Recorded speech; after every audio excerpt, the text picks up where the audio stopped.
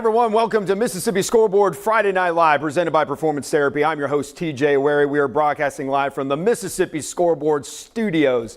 We're so fancy now, getting ready for week 2 of high school football here in the state of Mississippi. If this is the first time you've ever watched this, we are Red Zone for high school football. We're going to try and show you all the big plays, big moments, and big scores from across the state in high school football in Mississippi. So let's take a look at the games that we're going to be looking at this evening. How about Brandon and Madison Central? The home team has won the last 4 games in this series. Brandon is 0-1. They lost to Tupelo last week, while MC won last week against Pearl.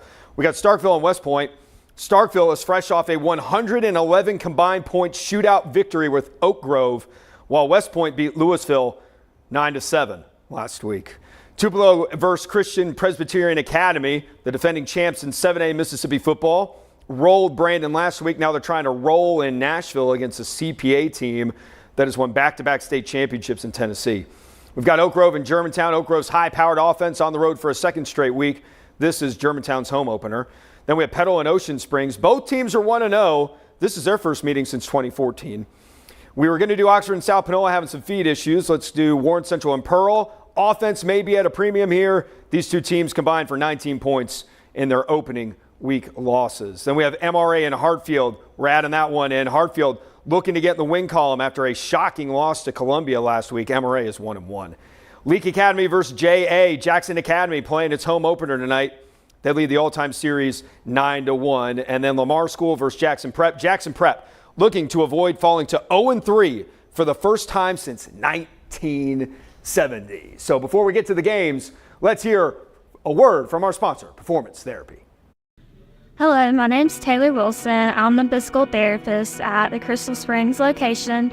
Here at Crystal Springs, we offer a variety of services for physical therapy, such as LSVT Big for our Parkinson's population, dry needling, cupping, blood flow restriction training for our athletes, and even vestibular rehab. Here we treat a wide array of different diagnoses, such as sports-related injuries, post-op patients, work-related conditions, neurological conditions, geriatrics, balance and fall prevention as well. I think one thing special about our clinic that sets us apart is we're all local, which helps us kind of form a relationship with the patients in the community. We're kind of all from here, so it makes it kind of a warm, welcoming environment. I also like to think of performance therapy as a family, which is the exact environment we try to create for our patients as soon as they walk in the door. Here at Crystal Springs, we're very active in our community. We have participated in our local farmers market, and we have done some balance screenings there for the community. We've also participated in local school career days for middle school kids. And we also host a coffee club once a week for former and current patients, which is just a good way to get everyone in here and socialize. If you are in the Crystal Springs area, you can contact us directly or contact our other 14 locations within the state. We are Performance Therapy, comprehensive care, hands-on treatment, proven results. All right, once again, thanks to Performance Therapy. We can't say enough about your support and how much we appreciate it. We wouldn't be able to do what we do without you. Let's get to the games now. We're going to start with Starkville and West Point.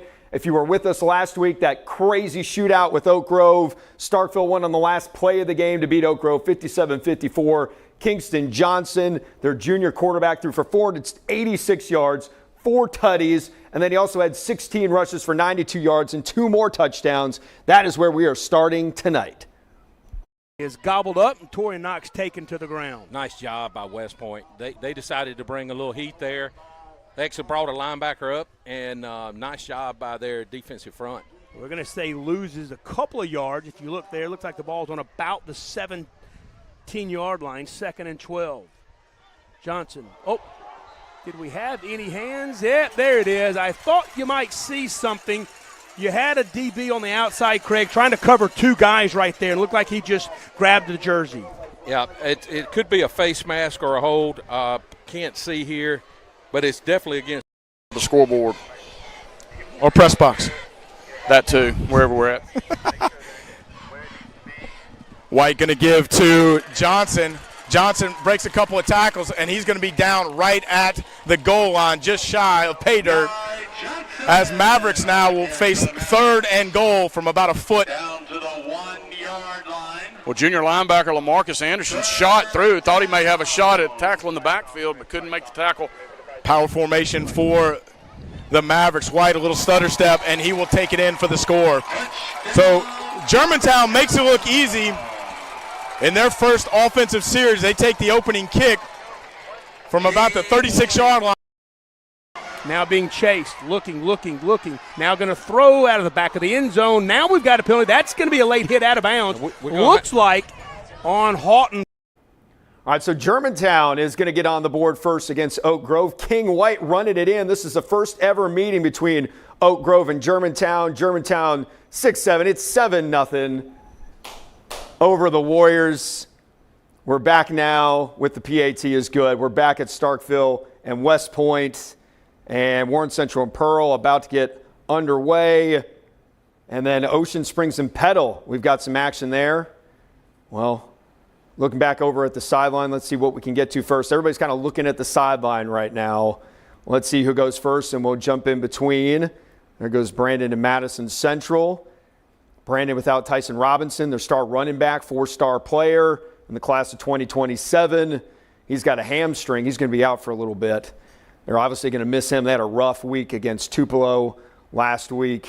Man, everybody's just standing around right now. This is just this is frustrating.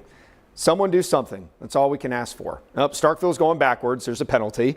We'll just stay with Brandon for a minute.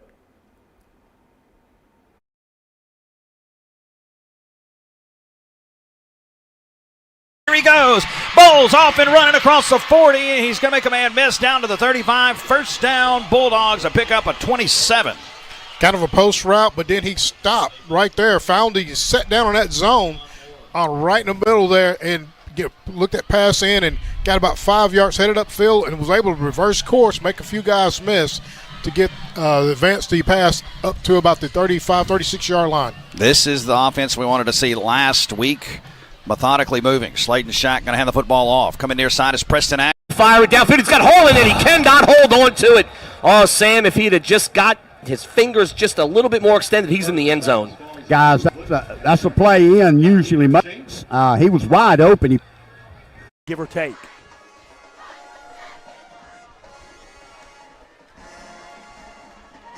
Lot of room, has a man, didn't see him. Now he finds him and just underthrows it. Boy, that was an interesting play. 6, easy, walks it in. All right, 3rd down and 13. Clock stopped, 8:57 to go here in the first. You thinking 4-down territory here, or pick up a couple yards and go for the field goal? I think if you can pick up, if you can get to maybe beyond the 20, I think maybe, but we'll see. It'll be a handoff to Baggett. He's got some room. He makes the first guy miss. He's inside the 20, 15, 10, 5. Touchdown, Greyhounds! Solomon Baggett, a 25-yard scamper through the heart of the Petal defense. That's a great job by the offensive line. It was kind of like the Statue of Liberty. That's Berlin handed it off late. Ball will be high snap. Gets it down. Kick is on the way. It is good. So the Yellow Jackets strike first with 7:55 and counting left. Extra point is Extra up point and true. is up and good from Evan Toss. So with 8 minutes and 50 seconds to play here in the first quarter. Anybody that we're going to play against this whole season. So a great job, explosiveness by Josh Parker. Guess what? That's the first lead of the 2025 season. All right, so we got a lot happening early on here in Week 2 of Mississippi Scoreboard Friday Night Live, presented by Performance Therapy. We got a Starkville field goal, an Ocean Springs touchdown. Just caught the end of the replay on the Jackson Prep touchdown against Lamar School. Remember, the Patriots trying to avoid going 0-3 for the first time since 1970. That is a crazy number. We're also looking at Oak Grove and Germantown. Oak Grove now has the ball. And then this is Jackson Academy you just saw taking on Leake Academy. Joseph Walker, we're getting a look at the Raiders for the first time this year. Joseph Walker was the quarterback at Clinton last year. This is his senior year, trying to help JA go over the top in the MAIS and lead them to a state championship. Well, let's go live to the Brickyard. Center. He'll turn and give to Kingston Mapes, who will walk in untouched for the first Raider touchdown of the night. It's his second on the season. Touchdown, Raiders. They lead 6-0. Don't know that you could draw up an opening drive any better than that, Brian. Well, no injury to Luke New would have been a little bit better, obviously, stating the obvious, but hopefully he is going to have a chance to recover from that. 8:45 on the clock. Raiders strike first. And the extra point attempt by Rhett Robinson out of the hold of Carter Matheson.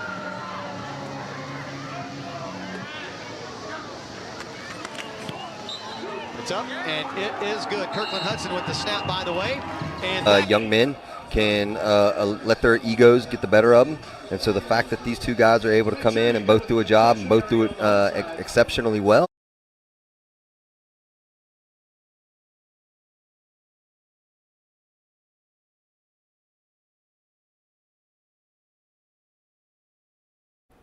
All right, so we have no audio for Starkville. That is unfortunate. Hopefully they can find that back.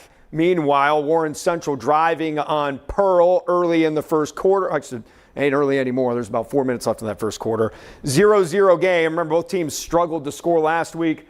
Pearl was only able to put up 6 points against Madison Central, while Warren Central only put up 13. But Warren Central trying to get on the board here in the first quarter. And that Petal Ocean Springs game, or Ocean Springs jumped out to an early 7-0 lead. That's a sneaky good game. Ocean Springs, the dominant team on the Mississippi Gulf Coast. Meanwhile, Petal, led by Marcus Boyles, one of the best coaches in Mississippi high school history. And that should be a good game. They're going to be a sneaky team in 7A Region 3. We're back at Warren Central and Pearl, and that's as easy as it gets for the Vikings. There's a touchdown.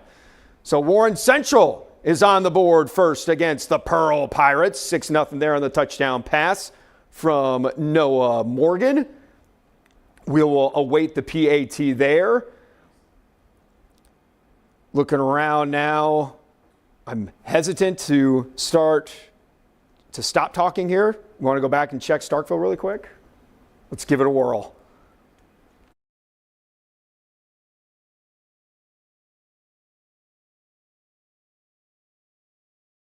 All right, so no audio still at Starkville and West Point. Let's go back to Warren Central and Pearl. Extra point on the way for the Vikings. It is up, and it looked like the football came flying into the TV for a second. It was a bug. Anyway, 6-7, 7-0 Warren Central over the Pirates. And another touchdown for Germantown. Look at the Mavericks taking it to Oak Grove early. Fell at Northwest Rankin last week, and the home team in their first home game of the season came ready to play. What a start for the Mavericks. It's 13-0.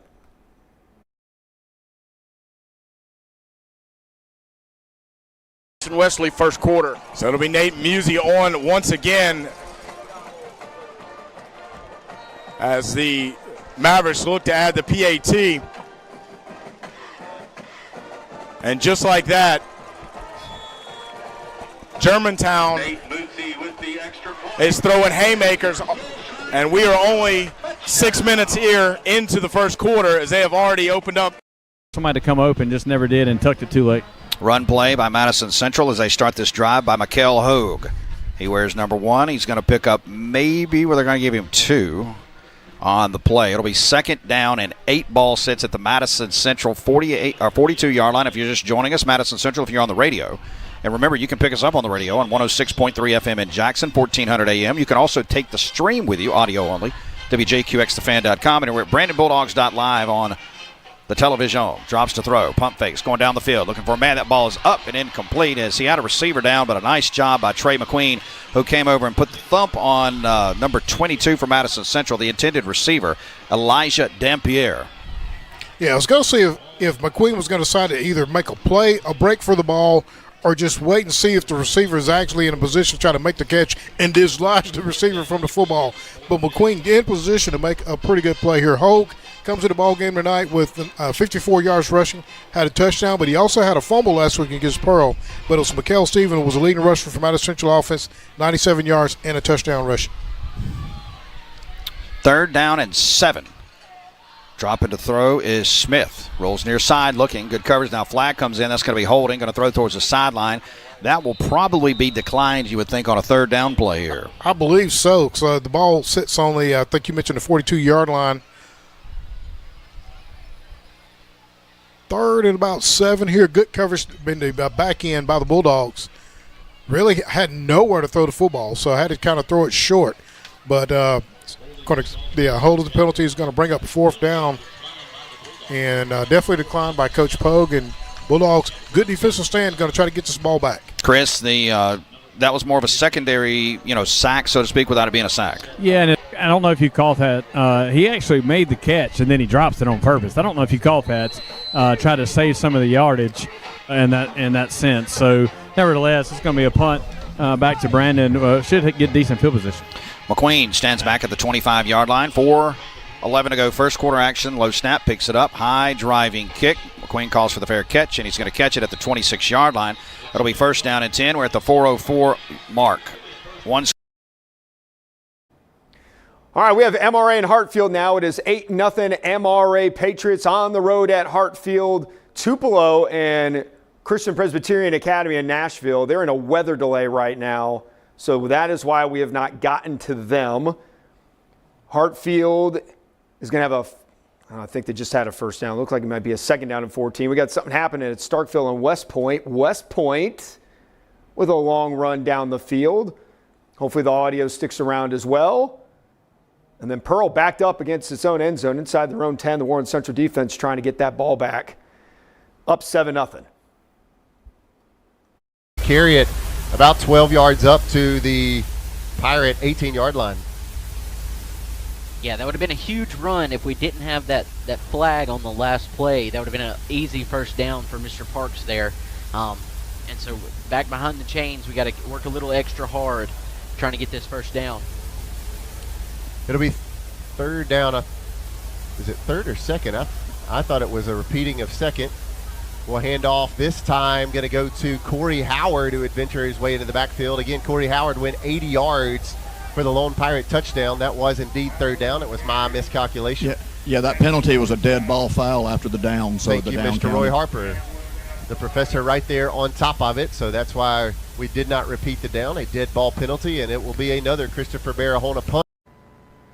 McMahon waiting, takes the snap, gets it away, a little bit off the right side of the foot. It's going to bounce. It's not going to bounce. It's going to go out of bounds. And it looks like the Patriots will get this ball right at midfield. It's going to be at their own 49-yard line. So the MRA Patriots have an 80-yard drive under their belt, and now they have good field position here on the second drive of the game. They lead it 8-0, and they have the football 1st and 10 at their own 49-yard line. Yeah, you can't complain about that defensive possession at all. We had left the receiver open, and Yoder was probably open. I don't think he. So that will be a safety and nothing going right for Oak Grove. Take another look here on the Glide Trailers instant replay. Unfortunately, we've got the wrong camera shot. As that ball again sailed over.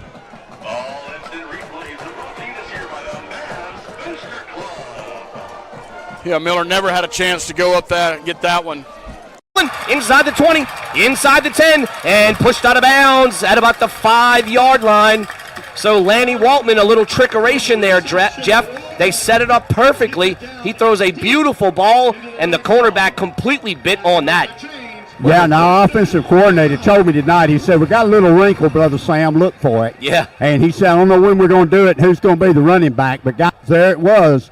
Was that Aiden Rowe or was that Owen Brown? It was number 9. It was Owen Brown. Owen Brown. Had his shirt kind of wrinkled up. Yeah, it's Owen. Make that look easy. So on the touchdown, that's Owen Brown, a junior. We turn and pitch or we hand the ball off. They're sending their backers right now, and so that's going to cause those guys to slow down and think a little bit.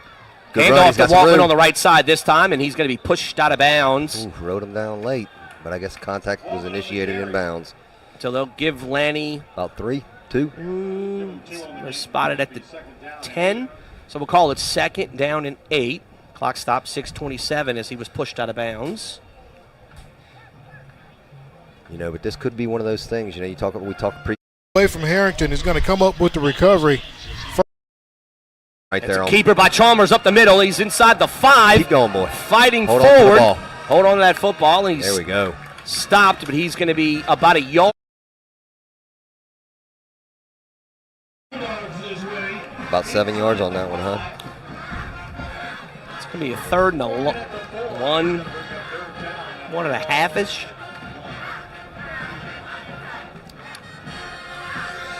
And we're going to get the heat timeout or not? They should. Maybe that's why they're huddling up, see if the clock runs down to see if the officials call it. But heck, I feel like right now the momentum's on our side. Let's go ahead and try to. Is making an early first quarter statement against the Leak Academy Rebels with 2 quick scores here at the Brickyard. One was a methodical drive. This one was a quick strike from Joseph Walker. His first TD pass in Raider Blue.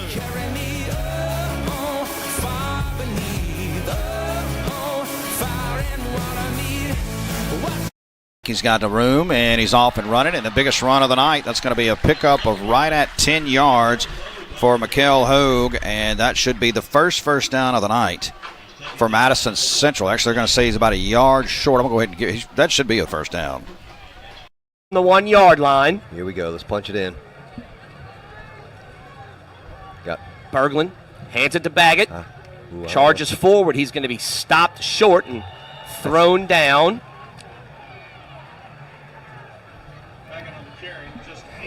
So it'll be 2nd and goal. Guys, our linebackers aren't very big, but they're very active. They shoot the gap real quick. Well, that's the thing with that big line they got. You know, those guys take up the 1 or 2 blockers each and open them holes up for them linebackers to shoot the gaps. Because that I thought Baggett was about to walk that one in, and it got closed down real quick. From the 1. Touchdown. It's a touchdown, Greyhounds. One more time, that's Solomon Baggett. As they call him, Solo, is what I was just told by Trey.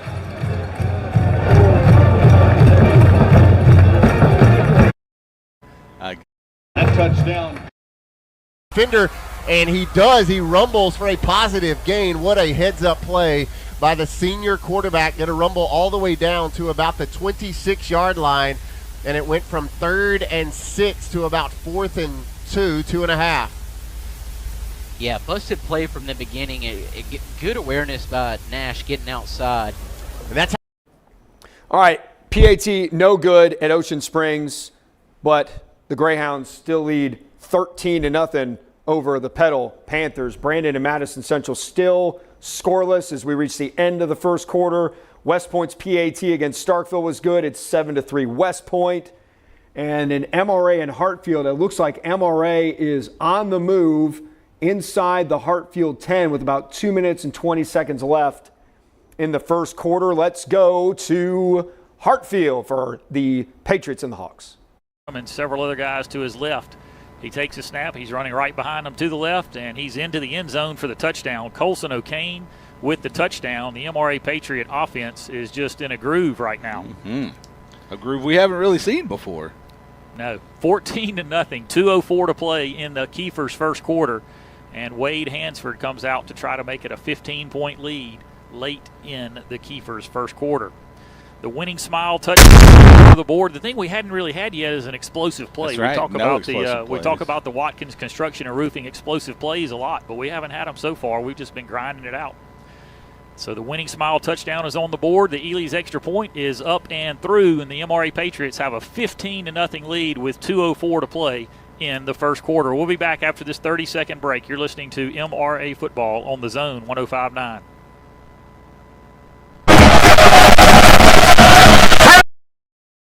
Across the 25, that'll be enough for the first down as he gets to the 24-yard line. So fresh set of downs, moving the chains is Branson and the Mavericks.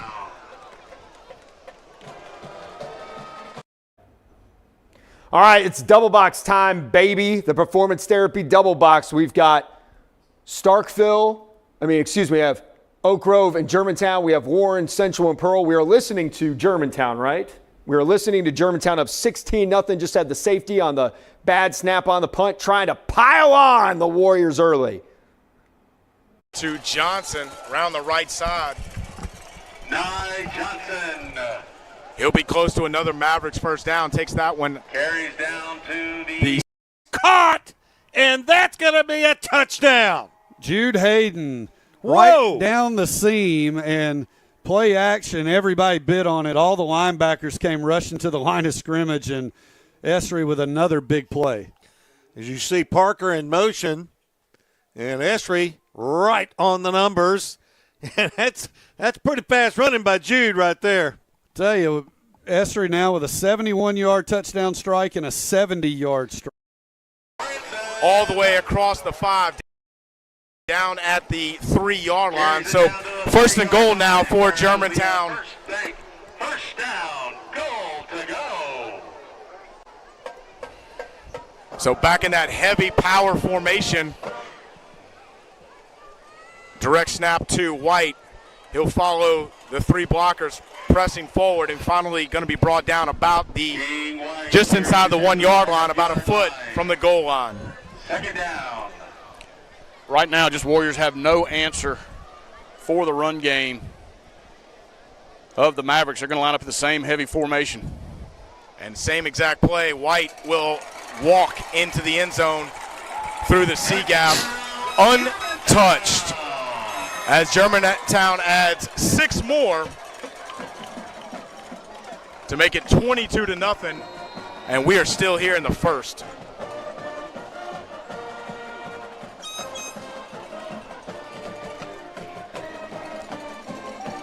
Musi on to add the PAT. Snap is back, kick is up, and it is good. So with 35 seconds remaining here in the Jason Wesley State Farm first, it is Germantown 23, Oak Grove nothing.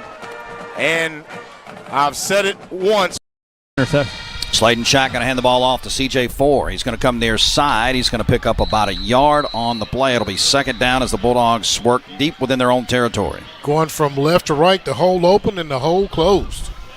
Look, Madison Central still a very good football team. They lost 36 seniors off last year's team that played for the semifinals in the north half. They lost, I believe, Tupelo in the north half. It was Tupelo or Starkville because those two played for the north half state championship game, or in that game. Second down and 10. 2-by-2 set. Shack working from the 6-yard line. Drops to throw. Shack going to throw. Got Graydon Walker wide open, and he's going to cut it upfield. Walker's to the flat. He's going to overthrow his would-be receiver. And Sam, even if he had a chance to catch that ball, he didn't really have anywhere to go. Yeah, Hayden Watson was right there, guys. And run the middle. Yeah, we were. I would be remiss if I did not mention Roosters and Basil's for sponsoring tonight's pregame meal once again. Pepperoni pizza, always solid. Check out the dual location with the dual cup in Flowood. Let's go back to the football. What are we watching here, Hayes? Where are we going back to? Germantown and Oak Grove. What is happening? 23-0 in the first quarter? After all those points Oak Grove scored last week, they've got nothing so far. Big old donut with 26 seconds left in the first quarter. Let's see if they can do something here. That'll be Sam Nichols at the H position, flanked off the left tackle, DJ Dotson on your screen. First down carry going to go to Roman Causey. Roman with a big gain on first down. That'll be a pickup just close. We'll see if they do indeed move the chains, and that is indeed our first Java Mo's first down of the game as Roman Causey picks up a gain of 10 on first down. Clock continuing to roll as we approach the end of the first quarter. We missed a touchdown. Petal is on the board against Ocean Springs. Nice touchdown pass down the sideline. The PAT coming for the Petal Panthers. We will wait and see with it 13-6, and now it is a really bad offsides penalty there. So we'll go back to it in a minute. Anyway, here's MRA and Hartfield. Hartfield trying to get on the board. They're down early to the Madison Ridgeland Academy Patriots. The snap, he gives it to McIntyre running off trying to run off the right side, but Cade Gentry came from that backside and said, no way. Tackled him in the backfield. That's the second consecutive Kincaid's lawn and landscape negative play. Cade just did a great job crossing the face of the packed house here tonight at Jaguar Field. Sladen Shack going to throw far side. Graydon Walker, and he's going to haul it in, and Walker's going to pick up another 7 and another first down. Madison Central 3-4 defensive lineman took advantage of the space between the safety and Walker. Walker the safety's about 12, 14 yards off, and he's going to actually come off the field. I think his helmet came off, but, man, good route, good reception, first down Bulldogs. 5 catches for 50 yards so far for Graydon Walker. Ball's at the 47-yard line.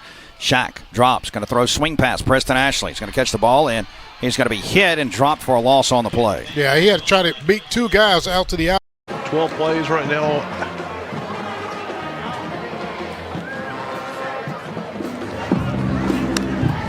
Pruitt James will keep it himself with the play action and look to push it upfield. Hollins is going to get a hold. There's another flag with another hold perhaps inside the 5-yard line. Some of that's coming back there for Pruitt, but a nice read by Pruitt James there. Read option, and he read it perfectly. They say the flag is from the, I would think the 13. They'll probably take the furthest back one where the first hold took place, maybe the 14. Got holding on the offense. Replay the down. So they'll put it at the 23. So the 13 is where they're going to give Pruitt. So a 7-yard gain, followed by a 10-yard penalty. Yeah, we had a 1st and 9 last week, and this week we have a 1st and 13. Not down in distances that you see much in the game of football. Not much at all. We like to be different. 3.5 to go in the first quarter. James fakes to Kingston Mays, looks over his options, clears it to his left now. The pocket breaks down, so he runs for it inside the 20. Pruitt James the 15, down to the 10, down to the 5, cuts it back again. Touchdown, Raiders! Pruitt James does it all! Glad our communication system that runs to Pruitt's helmet. Glad that is working tonight. No kidding. Tony into the game. Hall to put in the air. Steps into one over the middle. Got his man. That's KJ Roberts over the middle of the field. And KJ Roberts got a Javamos first down. KJ Roberts, I know you that watched the game last week. Remember that name, as he was on fire last week. Burst on the 7 catches, 171 yards, and 3 touchdowns. Averaged 17 yards a catch. Caden Tony remains in the game, flanked to the left of Hall. Tony going to get the carry. Actually going to flip it out on the RPO. Back to Roberts. Makes one man miss across the 20. Going to step out of bounds right around the 18-yard line. And a nifty catch and run afterwards by KJ Roberts, as the Warriors are doing a nice job for the first time offensively, putting something together as they are knocking on the door now finally inside the Rosa Construction red zone as they face a 2nd and 3 now. 18-yard line. It'll be Hall give to Roman Causey on the carry, and Causey's going to have enough for a Javamos first down. Going back a couple plays with KJ Roberts at first catch. Caden.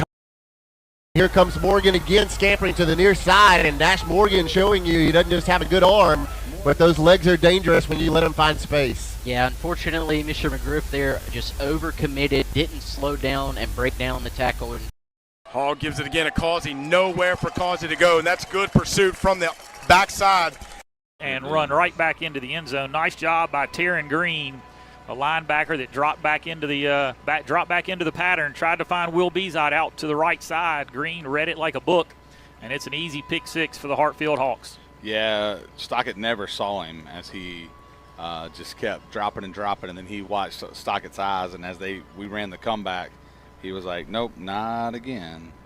Put it in the air, looking downfield, now just going to tuck it and run, and will slide at the 10-yard line. Kellen Hall with the quarterback keeper.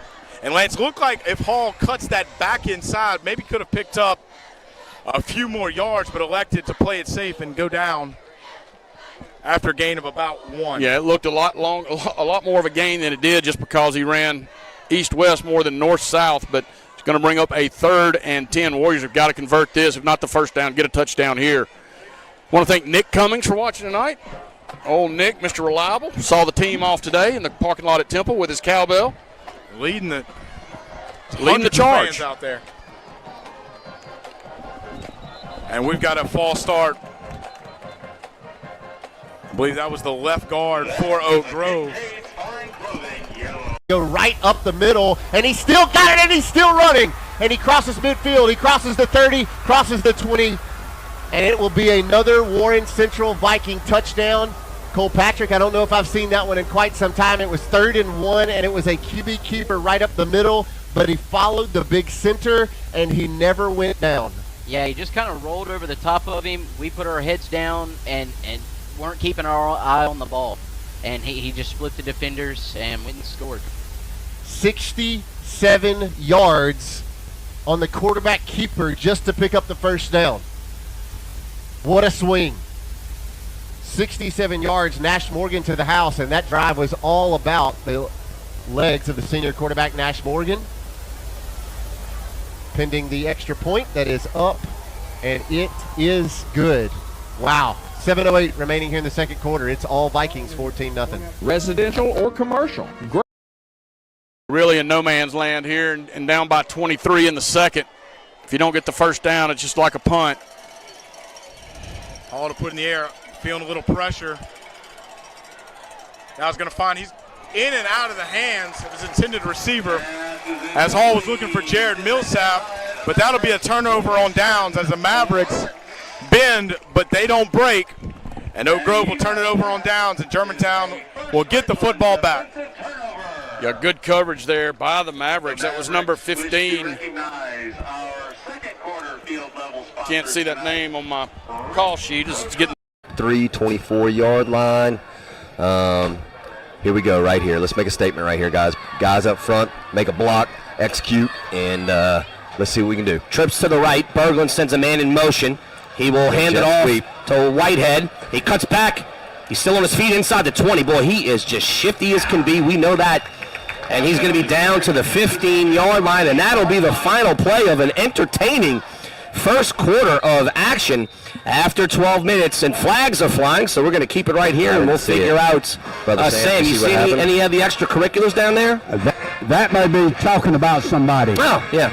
Maybe somebody's field, so I'm not sure how what he was looking at. What he was looking at or looking for. He got turned around, but then he started working more toward the inside, and the receivers were right along the sideline. So it's 1st and goal, an opportunity here from Madison Central. Their first time tonight. Big opportunity.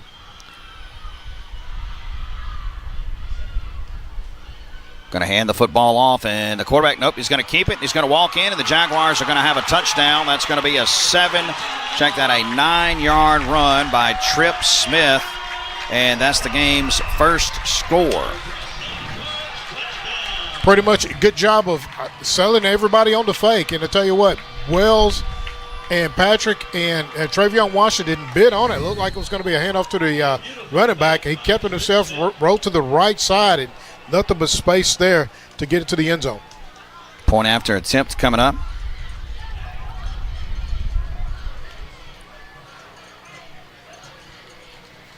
Yeah, that kick is up, and it is true. 7-0 Madison Central. They strike first at the 5:07 mark in the second quarter. We're going to take a 30-second. Ashton Smith. Smith's going to step out of bounds, but that's going to be right around, and it will indeed be good for another Germantown first down.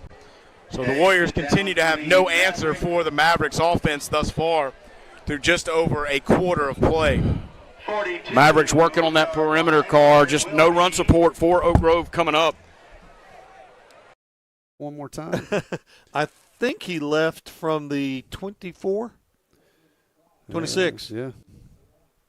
There he goes. And, I mean, he ran right through prep players to get there, and that's 6 points. Point after coming up. Snap is down. And it's blocked. Coming up with the block, like Asher Reynolds got that one. So now it is a 21-6 ball game, and we'll take a timeout and be back with a Raider kickoff in a moment. Night game. Yeah. Well, I'm assuming a suspension will be coming as well for Jalen Carter. Has to. I mean, if they're going to throw penalties for guys, Across the 20, 25, 30, 35. Now we're playing sound football, and the Horry Bulls has broken it down across the 40 and out of bounds at the 38-yard line. First down, Bulldogs. Yeah, I tell you what, Ball took a bounce right around the 10-yard line. He picked it up and advanced right up the middle. Had a good blocking by that kickoff return team from Brandon. And broke a couple tackles right around the 40. Looks like they were going to bring him down around the 40 or 41-yard line. And, boy, he kept running and finally found some space at the near sideline, but broke a few more tackles to get this ball in Madison Central territory at the Madison Central 25-yard line. Best starting field position for this Brandon offense. Speed sweep. As Smith steps out of bounds, that'll be a gain of 7 on the carry as he goes across the 40 down to the 39-yard line of Oak Grove. 39-yard line, gain of 8 yards. 10 for the Bulldogs. They got to take advantage of this. Handoff. Preston Ashley breaks a couple tackles. Here goes Preston Ashley. A nice hard run. A pickup of about 6 on the play. Man, Preston keeps his feet moving, keeps his eyes up to see where he can, keeps those feet moving. He's got a guy. 3rd down, and our own number 2, Braylon Womack, I'm looking here. He's something gingerly with his. Got a first down out of that run. 25 yards on 8 carries for Preston Ashley. Ball at the 27-yard line. Shack, this time he's got. Left side, quickly released up in the air through the hands of Dalton, who could not get his eyes around in time to gather that high pass. And it brings up a 4th down. That was has it 1st and goal. Chalmers, play action, rolls to the right. He's going to tuck and run and keep it, and he'll be pulled down inside the 5-yard line. So it's a pickup of about 3 yards there on 1st and goal. So we'll play it 2nd and goal. Nice job there. Look, didn't need to throw it away, didn't need to try to force anything. Tuck it, run, pick up a couple of yards. That's one of the things I'd be curious, as the coach, what do you want your quarterback to do there, Do you want him to throw it away? Do you want him running it and taking those extra hits like we talked about? Not what you want to see there. And instead of Walker just handing it off, and really shouldn't have been. Lanny Walton charges through, and he's down to the 1. Looked like a little confusion there to get that about who was Sam. It looked like Lanny and Solomon almost ran into each other, huh? Yeah, it was a quick misdirection play. By the way, guys, I got clarification. Number 4 has been ejected. He threw a punch. Oh, okay. All right. Senior wide receiver Malcolm Fournette. Well, good job for our guys for not retaliating. That's right. Usually that's the one that gets caught. So kudos for our guys to keeping the composure, like you said a minute ago that Coach Bramlett was talking to him about. 3rd and goal from the 1. High snap.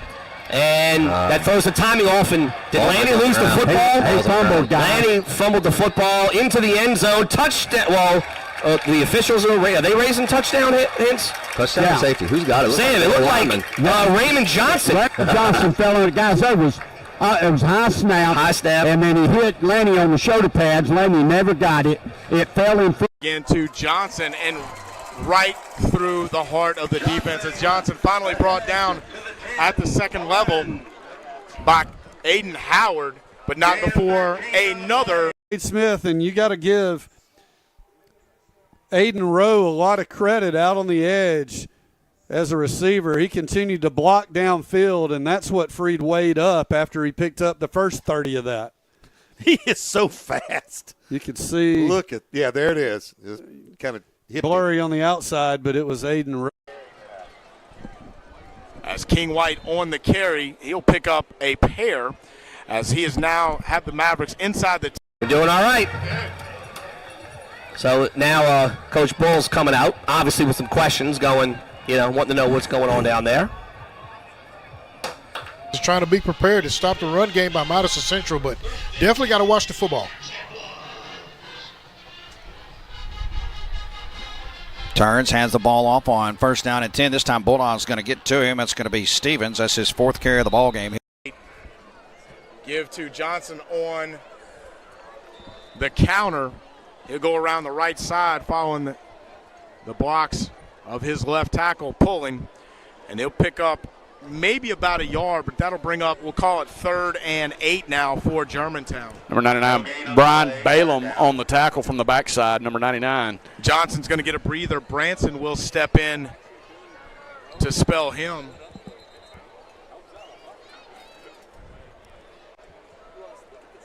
Guys that typically don't touch the football in their positions. Hand off to the back, and this time he's going to be wrapped up. Bulldogs, great job. Going to be a loss of 1 on the play.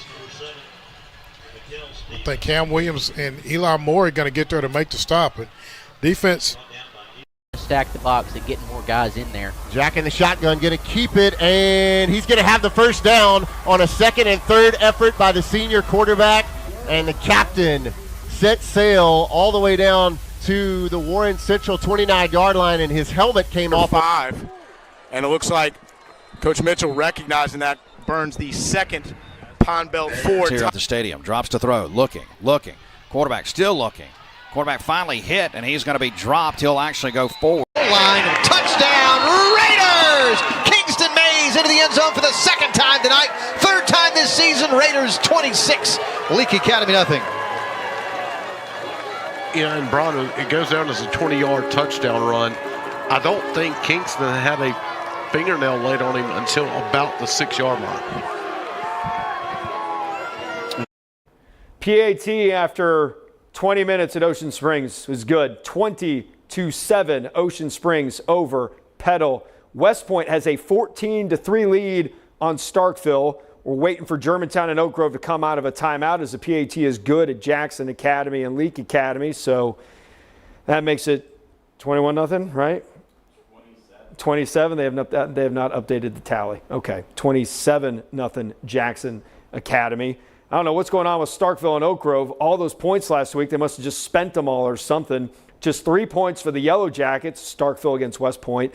And then Oak Grove has yet to score, and Germantown is about to score again. They are back from timeout. Here come the Mavericks. Let's go back to Germantown.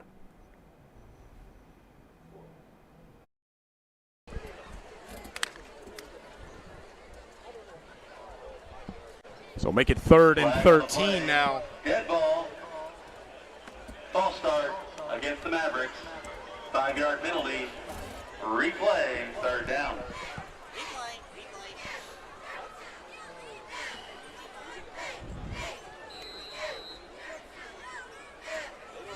So it'll be Branson flanked to the left of senior King White at quarterback.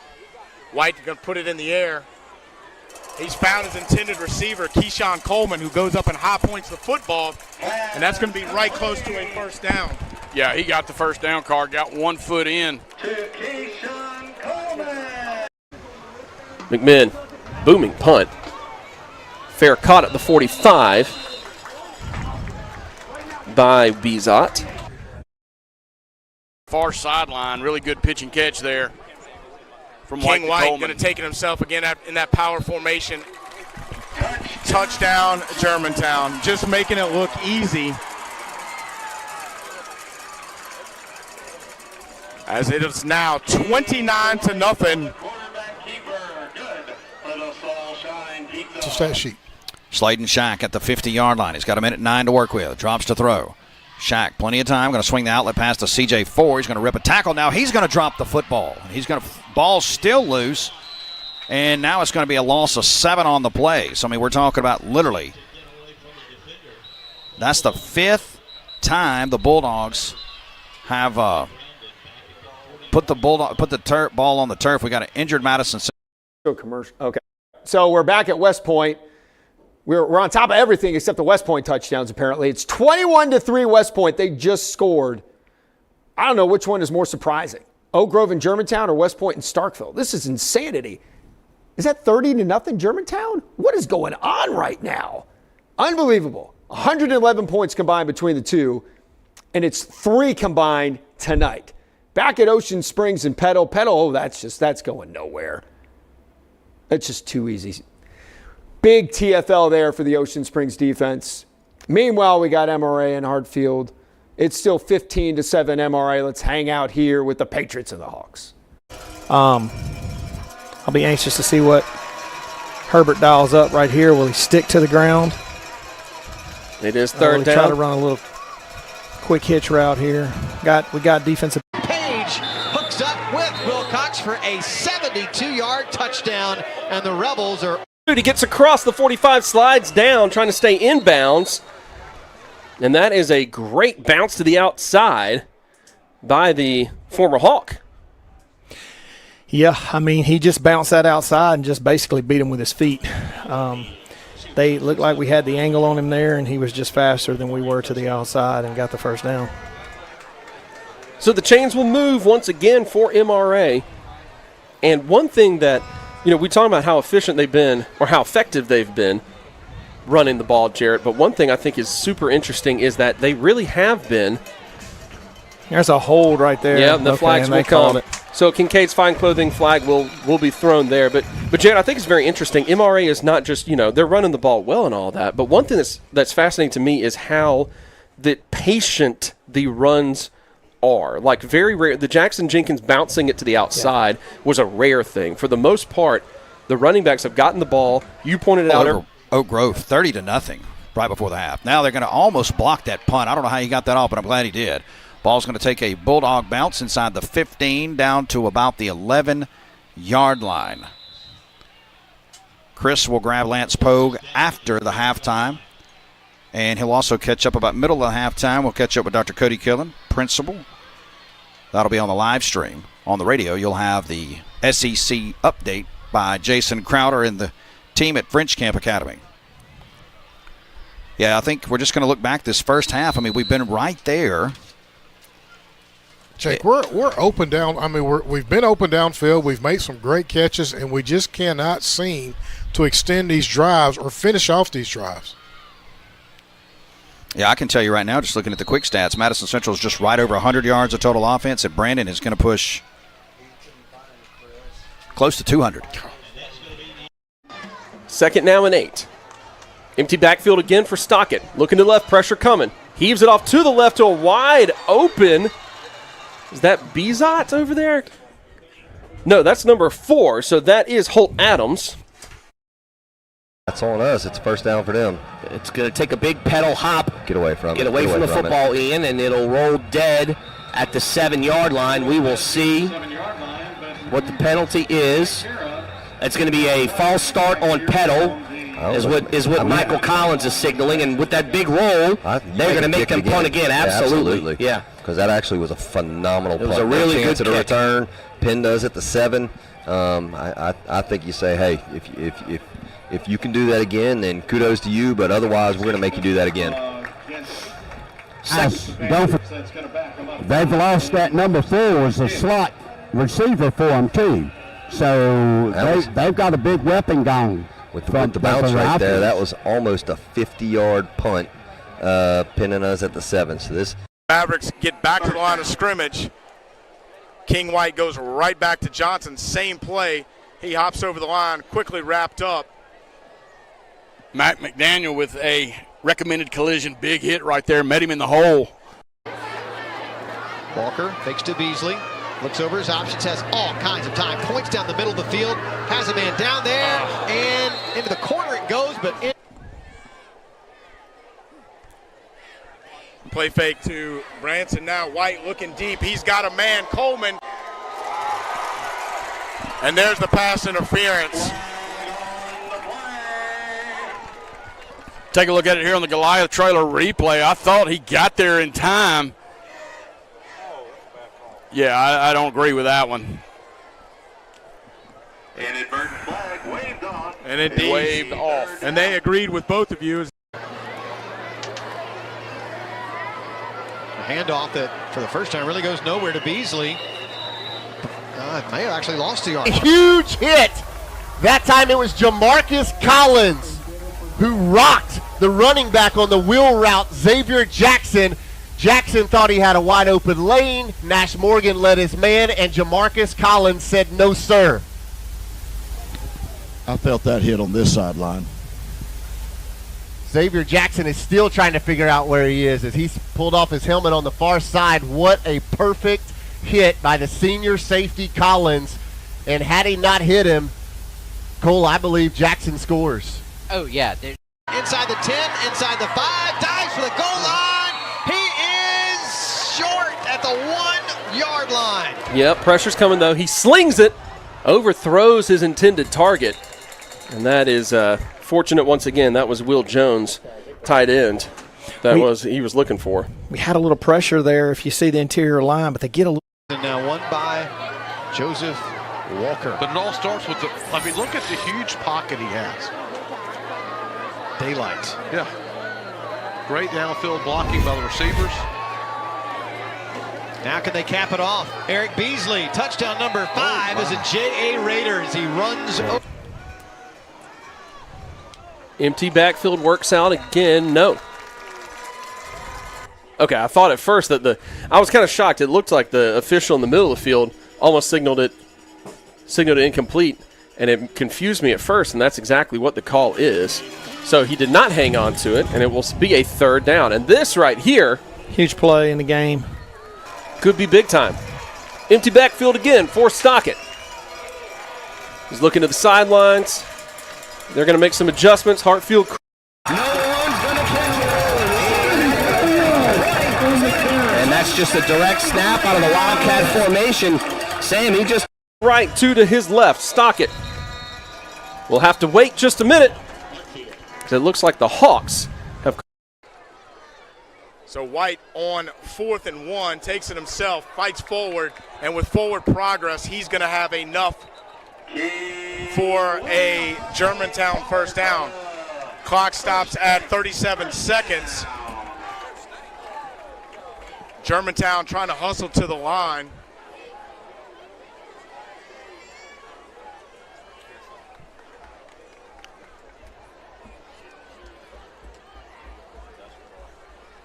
White to put it in the air, looking for his intended receiver, Coleman, who's got it in and out of the hands of Coleman, just couldn't get there. That ball off the back foot of Coleman, underthrown. Yeah, take a look at on Goliath trailer replay. Had a couple of Warriors in his face. I believe that was Pedro Anderson. Was not able to step into the football. It just floated out. But luckily, Pedro Anderson was in his face, because if he gets that off going forward, that may be a touchdown. So clock stopped at 20. 3rd and 15 for MRA at the 25-yard line. They're going to stay with the empty backfield. Put it in the air, looking for the single receiver down into the boundary. Coleman. Right side, Case Thomas in the slot. Stockett drops back. Looks to Case Thomas. No, it's number 30. Wow. That is big. Will Jones, the tight end, 6'3", who makes it count, jumping right over the Hawks defensive back and snagging that thing in the end zone for 6. Hartfield decided to go with a man defense there.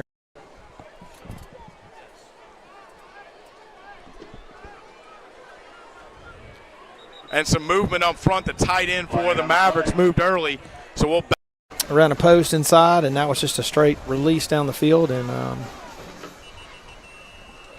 extra point is kind of driven through, but the was whistles there a are whistle blowing. prior?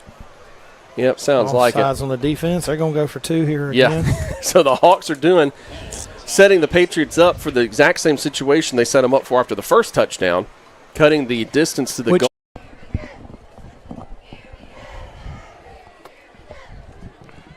King White to put in the air on 3rd and 15. Now going to step into the pocket, looking for Michael Johnson, and he's got him.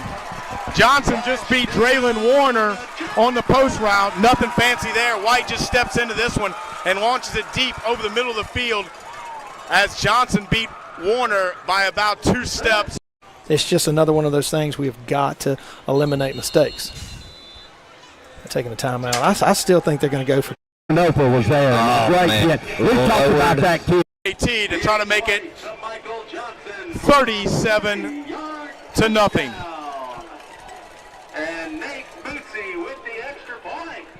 Things can still come in small packages. Lucas is not one of the bigger kids out there that's going to be in your coverage packages, and yet he still does a tremendous job. All right, 2nd down and 10.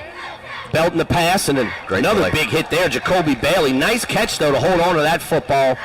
Sam, did it look like the man in motion there started upfield before the snap? Guys, he rounded that off. Coach is going over and telling him now. Coach Carmody was here screaming. He's rounded off. Yeah. 7-man front. We have missed literally nothing from anything tonight except this game right here. It's 21-9 now, West Point over Starkville. Still about 4 minutes left to go in the second quarter there. Ocean Springs is handling Petal 27-7. How about Germantown? Unbelievable. The touchdown right before half. It's 37-0 over Oak Grove.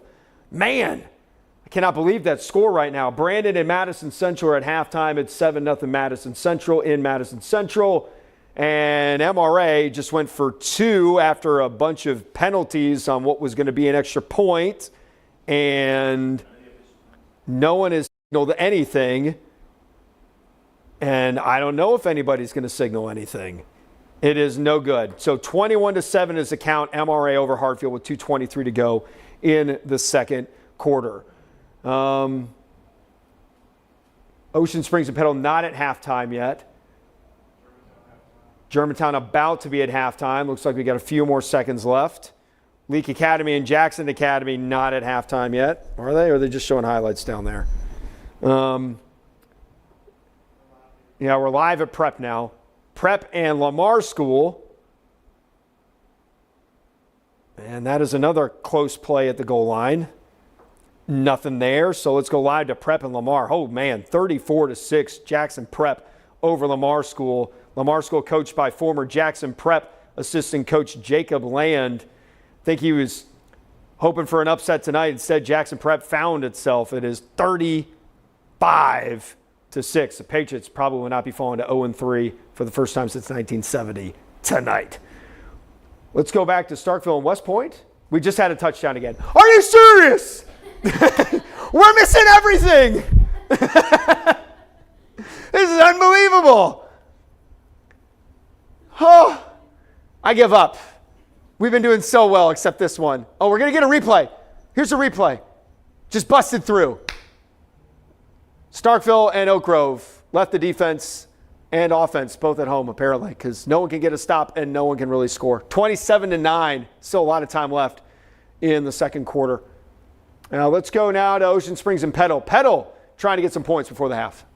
He was trying to say like he never went down. He popped up over here. He wanted to keep going. First down and 10. Belton back to pass, pressured. He fires to the right side. Catch is made. Hit is made immediately as well. One more time. That's Jacoby Bailey.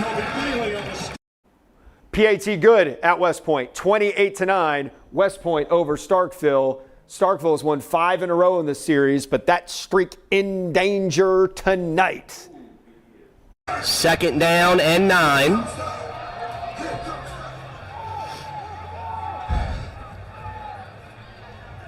Guys, they're trying to get that ball out of his hand quick. These routes are 3-4 yards. You're just getting it out of his hands. Yeah, but the good thing about that is they're not mixing it up. So our linebackers and our DBs are being able to key on it. So they're putting their foot in the ground. They're making a cut, and they're coming in and laying the wood. Handoff on the right side goes Aceley Brown, number 6. Another sophomore running back. He's got a first down into lead. Wilcox trying to fight his team back in this one. Into the corner, up and over with a one-handed attempt. And that was Easton Page, but Mari Jackson with a good coverage. Another ball that had 10. Belton back to pass over the middle. He was pressured, and he was looking for the tight end who had some space. He was open, but I think that pressure coming straight at the quarterback kind of scared him a little bit. He rushed his throw and probably put a little bit too much on it and didn't give his guy a chance to catch the ball. It falls incomplete. We sent Bryson Hawthorne that time and Jacoby, and they were getting there at a quick rate. Second down and 10. And the Hounds are going to move into the neutral zone, and so it'll be 5 yards. A penalty brought to you by Alliance Insurance, whose agents can help you when your neutral zone is infracted upon. And guys, the coaches are down here screaming, watch the ball, don't move. It's an 18-yard strike for 6 more. We told you this was a good football team, and they're showing the Raider faithful here. They are still in this one.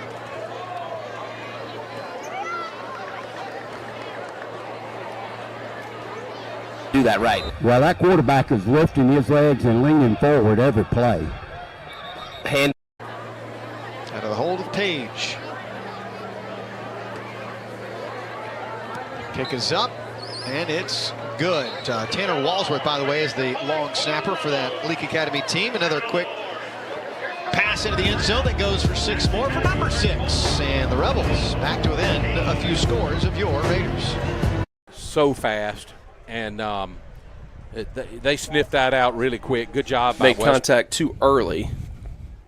Yeah, he definitely did. Now, I will say this. I feel fortunate that we got that call there because I don't think that ball was going to be catchable. Quickly. Johnson, and Swan just drops it. A touch behind him, but that's a ball I think Philip Swan would tell you he's got to catch it. And right now, Craig, it just feels like Yellow Jackets are pressing on every play. And Jay, you're correct. They blitzed the linebacker there, and when he came, he was bringing it. He had to throw the football. Handoff this time, left side. Not as much room to run, but he does a nice job, and a late hit there is going to be 30 down to the 20 before he's knocked out of bounds by a Patriot. Big play right there by that young man. I mean, look at him, the awareness. Yeah, and I'm gonna tell you what, good blocking back there by the line. I mean, listen, we do well pass blocking, and the run blocking is more difficult. Let me just be there to tell you guys that have played line, you can speak to that. It's difficult to push that big guy out of the way, but hey, they're growing up, and we're getting there. All right, let's get in this hole right here. This is a read option. Elliott keeps it himself. He gets inside the That's takes a time, catching touchdown first for the down. Hawks, baby! Flag will come out. Flag will come out. The Hawks were finally getting the momentum going, and right towards the end of the play, a flag gets thrown. Yeah, they're going to get Taryn Green over there on the corner right here with a little bit of a hold. Just a touch of a hold. When you put your hands up, that's pretty much a pure giveaway. But that's okay. That's all right. They're going to mark it from the spot, so it's not going to be out of the shotgun with a slot man on the right. Play action. Sullivan Reed to throw. Throws to the right, and it is incomplete. Yeah, threw it a little bit low at the feet of the receiver. That would have been a tough catch to make, but if that throws up a little bit, that would be right at the first down marker. Well, incomplete, though. Cameron Roberts with good coverage over there for Prep. Don't want to have happen with a quarterback of his capabilities. Bottom snap, offsides on the defense, still playing first down. Ball moves up to the 22-yard line. Tight formation, bunch receivers. Drummond goes out in motion. Elliott, time again, dances past the defender to the 15, gets wrestled down. He's going to stretch out after he hits the ground. But a good little scramble with coming down to a minute and a half left in the half, and the Hawks with a 2nd and 3 from the 13. And a player is... He's going to toss it to Brainham. He's the one that scored the last touchdown, but this time the Yellow Jackets do a nice job. Don't let him get outside. They stayed in our lanes, too, from the linebackers. We had linebackers that were there, stayed in the lane. Nice job turning the play back this way. Now, here we go. They're going to come back to the traditional West Point left side. Gain of 9 by Kingston sets up 1st and 10 for the Raiders. Hollins goes in motion one way and then a second way as Mays gets the handoff. Takes it straight up the middle, knocked down from behind by Riker Wells. Of course, you kind of want to hear if Jay kind of slows down the tempo, and so that Leak can't go 2 for 1. Short of the line to gain, and he just lowered his shoulder and ran through 2 tacklers, and that's good enough for a first down. Yeah, I think Gaines Reed finally got over there and pushed him down. Yeah, he was dragging. Goal line for the Apex Athletics touchdown. What a great reverse, couple fakes, take it to the house. They got me too. And look, I thought Braylon thought the whistle blow. Look, he's going to do. Okay, I'll mash the gas a little bit, but not too much. My goodness, I wish I was that fast. Made it look easy, and you love the fact that the work by the guys involved on the fake. Coleman Yoder, Katie Catchings, all of them make it work, rather. And McMinn's extra penalty. Oh, now it is a first down. Okay. I was wondering, like the mathematics, I know. 5 plus 5 does equal 10. Pruitt James. Wide open down the field. Hollins trying to run up underneath it. A beautifully thrown strike to Jaden Hollins. Oh, Pruitt! That was sensational. And when I said wide open, it wasn't Jaden Hollins I was talking about. We see the replay. Watch Fletcher Cox for the 2nd week in a row run down the seam with not a white jersey. One hand, he's got room, he's got blockers, and he's got a first down. Samuel. And Jaden. 49-yard strike. And this one right in the basket. So much for slowing down the tempo.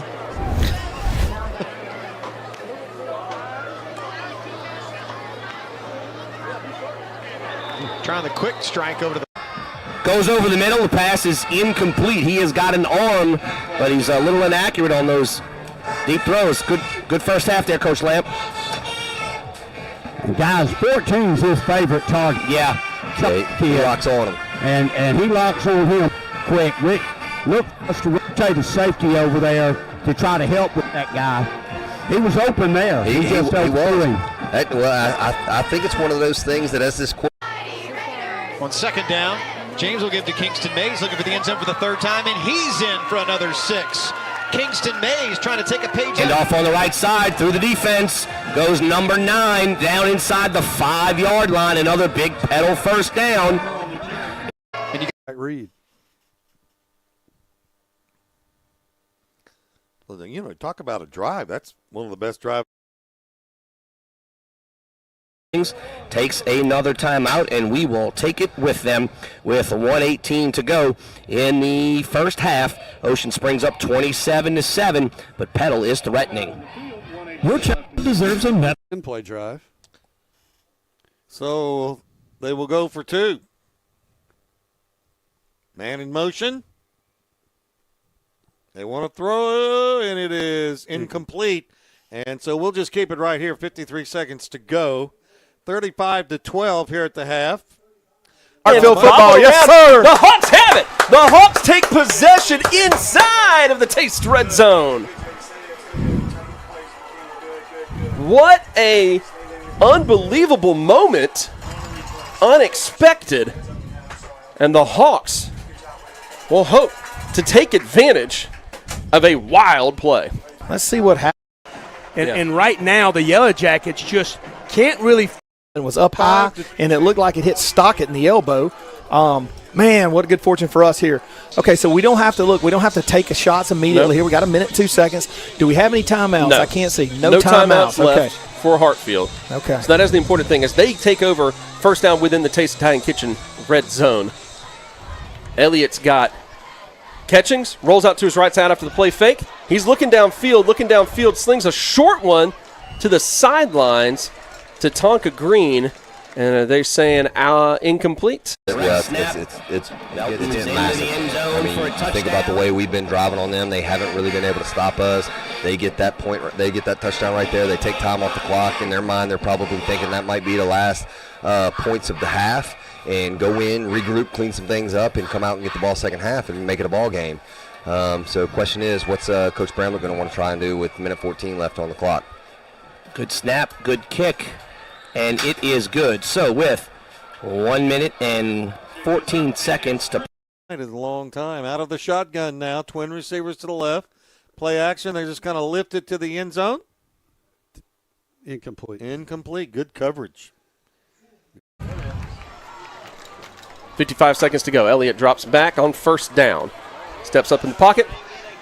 Tip it right there. He gets right past a would-be tackler. He cuts across a couple more Patriots, and Elliott is going to get enough yardage, get down to the 5. He's got another Shane Tapper Shelter Insurance first down.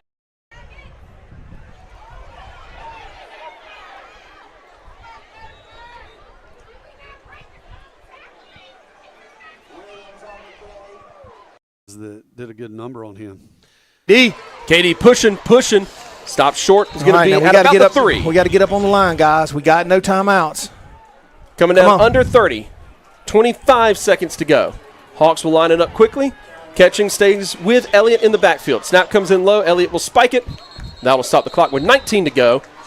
And we'll bring up third down. The Hawks will have 2 more plays here from 3 yards out to try to get 6. Oh, boy. That's math. That is some good math.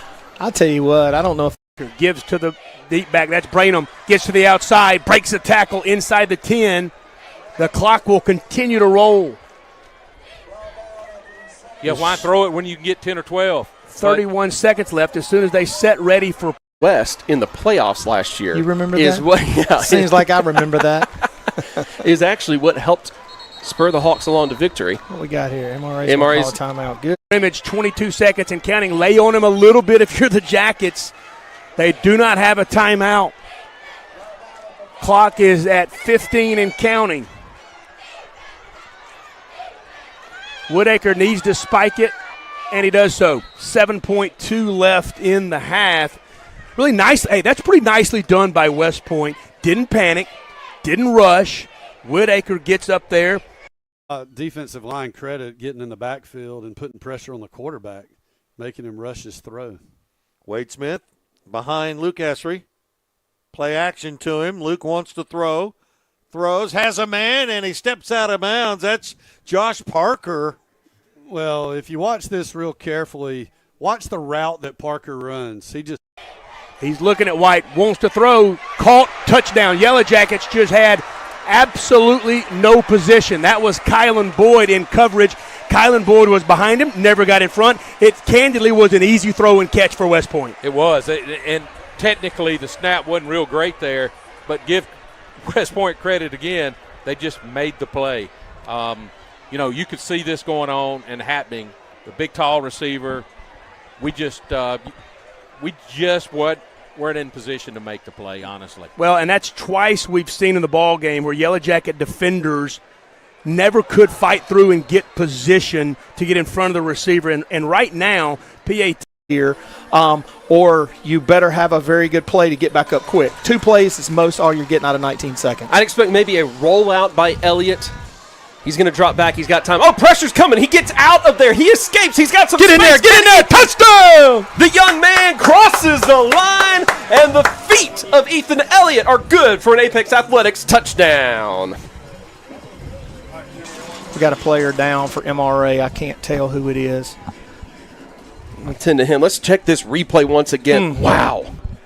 I don't know how he escaped from that, Jarrett. Man, what a play by that kid. My goodness. Let me just tell you, let me get some static here. That guy, something. That is the dynamic.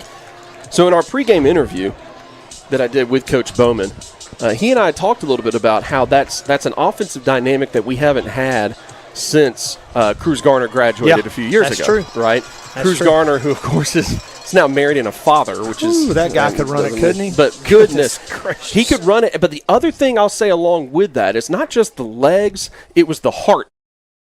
All right, 3rd down and 15.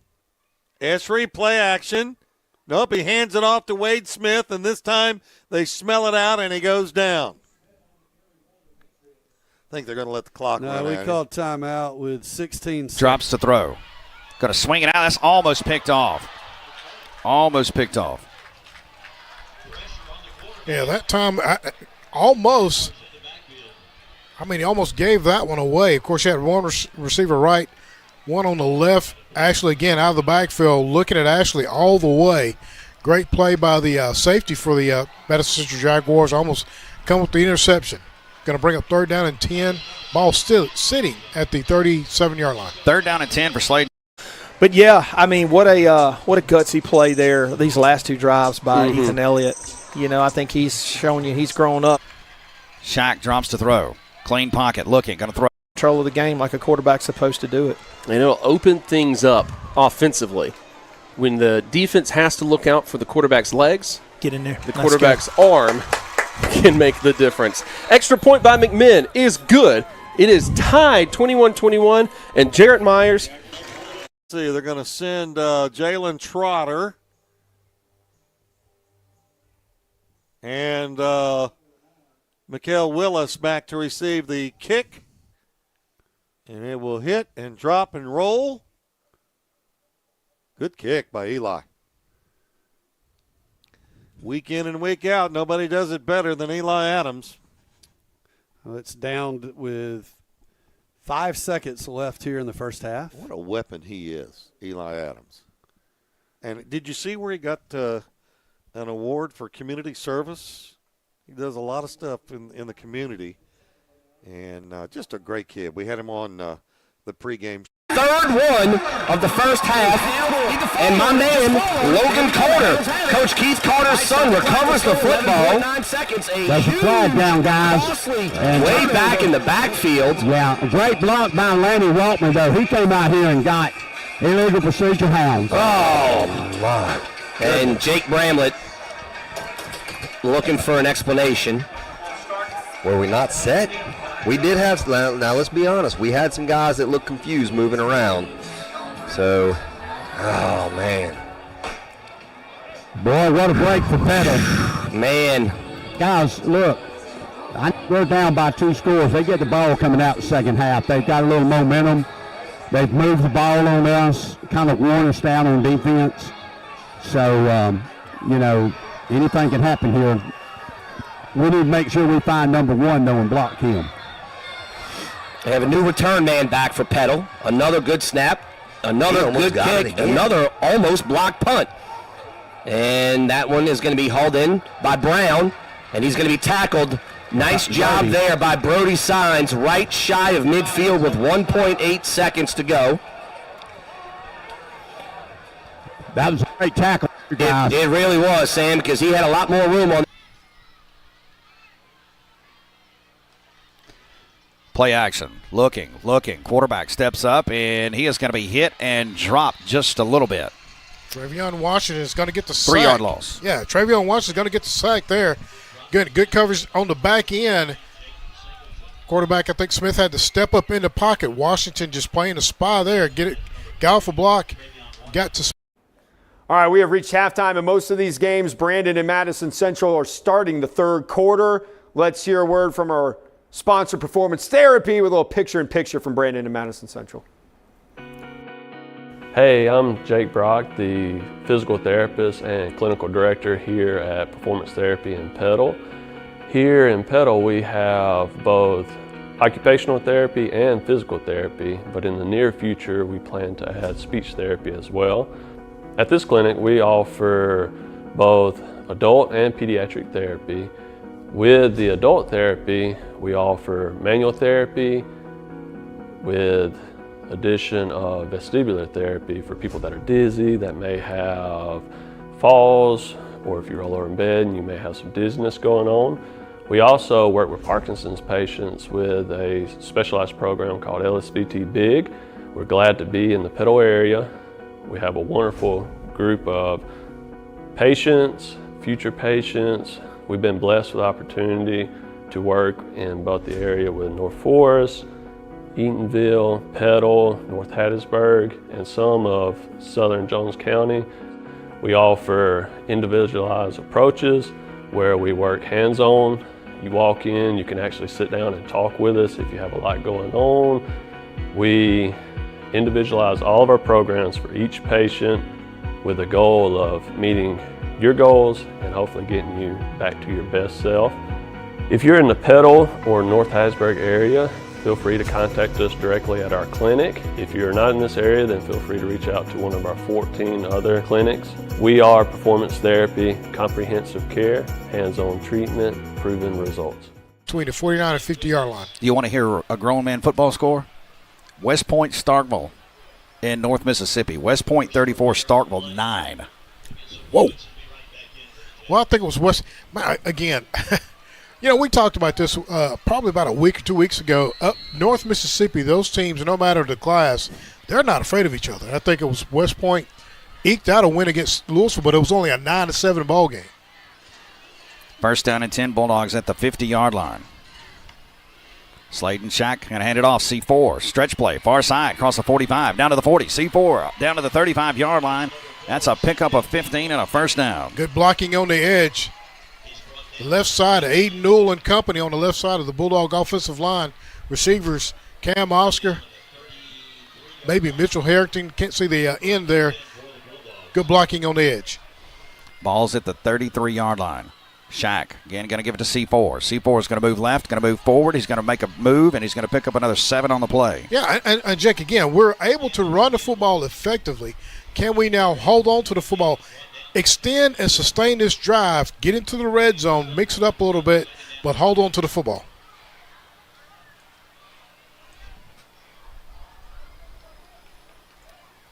Bulldogs now with 10 first downs in the ballgame. Madison Central only 3. And they do lead 7-0. We're at the 6:27 mark in the third period. Slayton Shack, again, going to give it to C4. They're going to hit off the right side, and he's going to push forward. He should have 4, maybe get 5. He continues to drive forward and make it 6. As, boy, what a run by C4. and he's going to pick up 10 and a first down. I believe they called him. Chris, did they call him down? Yeah, they're going to give him the first. So they did actually called it a fumble, but the line judge was over. Especially with a running clock. Good to hear the Oak Grove band in action finally. And that's going to be a reception by senior Jared Millsap. So caught by Caden Toney. They're pulling, trying to get that ball away from you. So you've got to now have a heads-up understanding of just go ahead and get down. 10-yard pickup for C4. This time, a nice run again. Bulldogs really establishing a run game here. Preston Ashley with a pickup. And he's still in bounds. They're going to push him down at about the 35-yard line. And just like that, Jack Durr with some 50-yard run all the way down inside the Warren Central territory to the 35-yard line. And that's a little bit of a spark we've been needing. And leave it to Jack Durr to get his offense going and get these guys fired up. Looked like Jack was just trying to. We have an update on Tupelo and their game with Christ Presbyterian Academy in Nashville. That game was called because of weather, and Tupelo gets the victory 23-7. We didn't get to see any of it. The game started at 6, went to a weather delay at halftime, and they never came out of a weather delay. So Tupelo is now 2-0, takes down a 2-time defending state champion in Tennessee. Due to the weather delay, they're going to be hosting Houston from Tennessee next week. So the defending 7A champs in Mississippi are 2-0 to start the new year. C4, and he's going to move forward, and he's going to be about 2 yards short of the first down. And off going to right the forward pass is almost the Pearl Pirates' kryptonite. They're going to keep it again right at the middle, and he's going to dive forward, and helmet comes off yet again. We're going to see Atwood on what will it be first down or will it be third down? Roy Harper, can you tell? You're right there on top of it. And they're waving us forward, Brian. Yeah, they're going to give him the first on that. He came down right across the line. Renaissance Bank will move the chains. It will be a first down at the Warren Central 25-yard line. Atwood will check. Bulldogs have gone for it twice on fourth down, and they have failed twice. They are 0 for 2 on fourth downs tonight. It came off, and Atwood puts it in the air. See if they got Chris. Did they get the timeout? They're trying to call timeout, but they did not catch. They did get it. Maybe they did. Yeah, the head official called it. Timeout on the field. 3:40. Personal foul. So third and forever. Hall stepping into this one. Plenty of time now. Finally dodges a defensive lineman. He finds a wide open Aiden Howard. Howard, after the reception, takes that one all the way down to the 22-yard line. And Oak Grove now facing a 4th and 2 after the reception from Howard. Yeah, Howard, a defensive player, he comes hobbling off. I don't know if he's got a cramp. Maybe. Thought about a quick strike. This time he's scrambling and he'll have to take the sack. I think he wanted to go quick, but it wasn't happening. Out 2. Good job by Hall, just finding a Howard sitting down in an open area. Roman Causey motioning back in the backfield. Give to Causey wide open. Javamo's first down and more. Causey with some physicality takes that one all the way down to the 4-yard line. And Roman Causey picks up another Javamo's first down. And first and goal now for the Warriors inside that Rozier Construction red zone. Well, I can tell you one person who came to play tonight, and that is Roman Causey, number 0, just delivering the blows. Another recommended collision, big hit. Hall under pressure, little sidearm throw. That one's going to fall incomplete as his intended receiver, Jared Millsap, spotted up in the end zone, but that one just wide of Millsap, and that will fall incomplete. Clock continues. It's an open downfield, so instead of kind of sitting and waiting, just kind of pick your hole, advance for it, and try to get that ball either in the end zone or, as many yards as you can.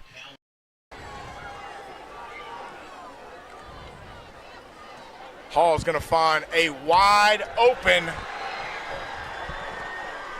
Draylon Warner for the Warrior Tire touchdown. Had to see who that was real quick, but Draylon Warner on the tunnel screen picks up the Warrior Tire. He was trying to go with the football, but didn't have anybody open. kept it himself, got the first down. First and goal now at 3:12 mark. Trying to tie this ball game. Preston Ashley off the right side, and he's going to be hit. No gain on the play. That is his 12th carry of the night. Yeah, nothing doing right there. Just as soon as he got to the line of scrimmage, that defense. Throw it up in the vicinity of K.J. Roberts. It looks like there seemed to be a little miscommunication there. Hall looked towards Causey as a little play fake, and then Chris, in a minute, our sideline reports are brought to you by Chris Siebel here with Evans Premier Properties, your real estate MVP. If you're buying, selling, or investing, trust Chris to lead you to a winning move. Bulldogs trying to tie this thing up and get a win out of here tonight. Slayton Shack going to hand it off. It's going to be Preston Ashley, and he's going to rip inside the 4 down to about the 2-yard line. It'll be 3rd down and goal at the 2. Trying to go to the left side now. Trying to get behind Aiden Newell and Dalton Gregg.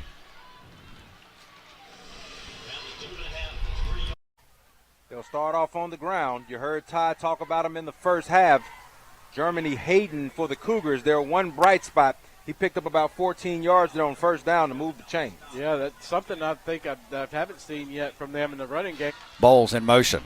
Going to hand the football. C4, and he's going to get right at the goal line, and let's see if they call it. It should be right there. Chris Ebelhair. He's in the end zone. He gets out. They're going to mark him literally at the 1-inch line. Wow, he fell in the end zone, and they marked it literally an inch from the goal line. So we got a 4th down play coming up here. 4th down and goal to go at the 1-inch line. What do you think, Perfect Green? Replay, he's crossed the goal line. That's unbelievable. Unbelievable. 4th down, Slayton Shack going to go under center.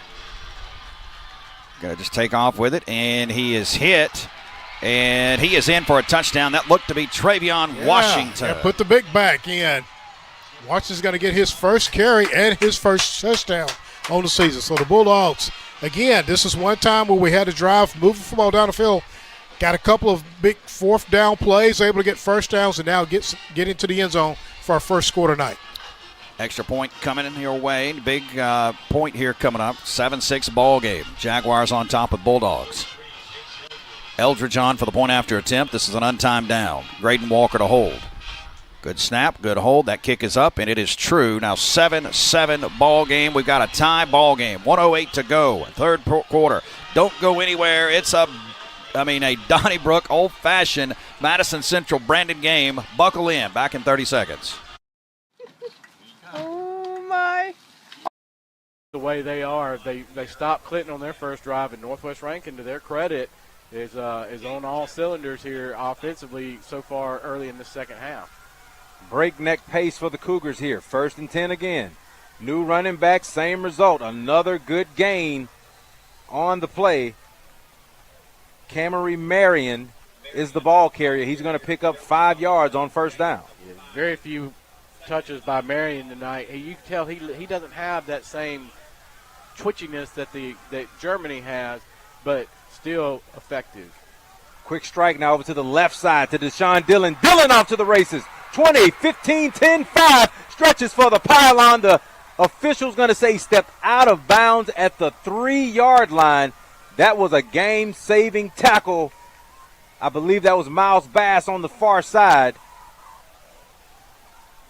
But it's going to be 1st and goal for the Cougars, and they're still going at this breakneck pace. Phillipson already has them set. 1st and goal from the 3-yard line. Handoff to Marion. Marion fumbles. Donovan Surfer with the recovery, and the Arrows have forced a turnover. Wow, that could not have come at a better time right there. The play before, wide receiver screen, where you get the ball on the line of scrimmage to your best athlete, and he found a crease down the middle or down the sideline, and was very fortunate he didn't get a touchdown.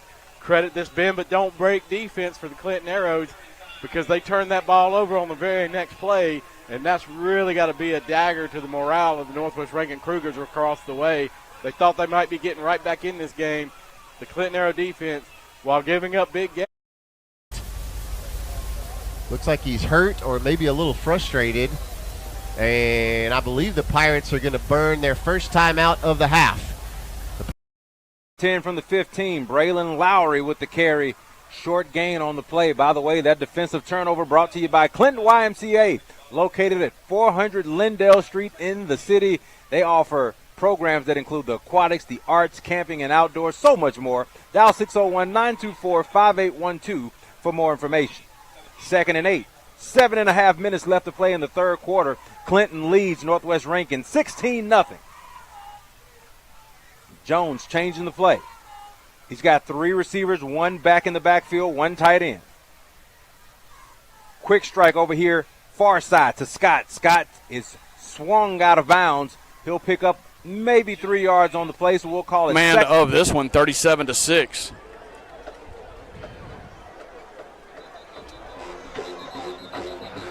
Snap off to the left.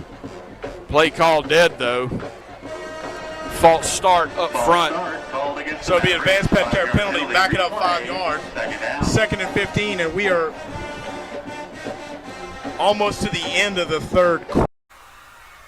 Play action. Jones rolling, looking, throwing high, intended for his tight end, high over his head. And so 4th down is going to be coming up, and I believe Jones is indeed cramping up. You can see him reaching for that leg on our live stream. He has gone down on the field.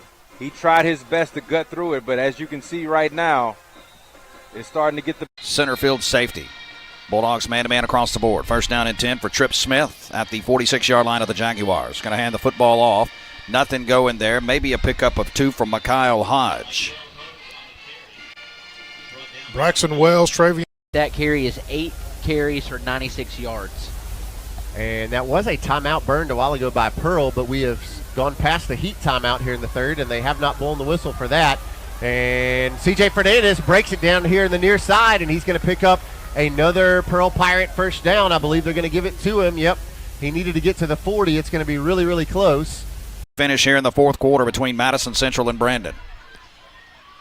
Not surprised by that or anybody, the fans of these teams. Drops to throw. Play action. Going for the receiver on a stop route on the near side. That ball is out of the reach and out of the grasp of Elijah Dampierre. Yeah, threw it low, threw it hot. Got to fall incomplete. Lahari Bowles in coverage on the play. Bill Wilson back at Connoisseur Media Studios said shades of Bobby Hall. That's a great reference, by the way. Yeah. Coach Hall. Yeah, definitely made his input on this program. You know, we were talking as one of the friends of ours of the program said, Jaguars. Talking to Coach Pogue about Coach Hall and some of the battles they've had here over the years. Play action. Looking. Going to throw. Slant route. And that's thrown in a nice job. Fan does a great job of avoiding the defender who was coming in to block the punt. He literally had to rearrange himself and readjust to punt this one away, and he did get it over in the Northwest Rankin territory. Last time I had a cramp, and I'm 50 plus, so full disclosure, I had it in the back of my hamstring. Oh, my goodness. And it hurt bad enough for me to drink a Gatorade and dill pickle juice concoction, which sounds horrible, by the way. But you love it in the moment. Hey, look, it's not what I recommend to get you started in the morning. No. But it will help with the cramp.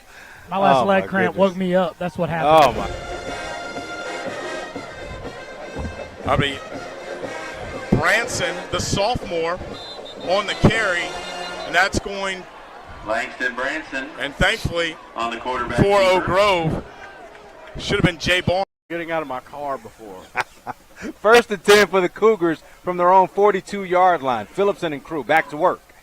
They try to go screen in the backfield, but David Merchant was there from his defensive end spot, Todd. That's how much of a heads-up play he made. Elijah Taylor goes off his hands.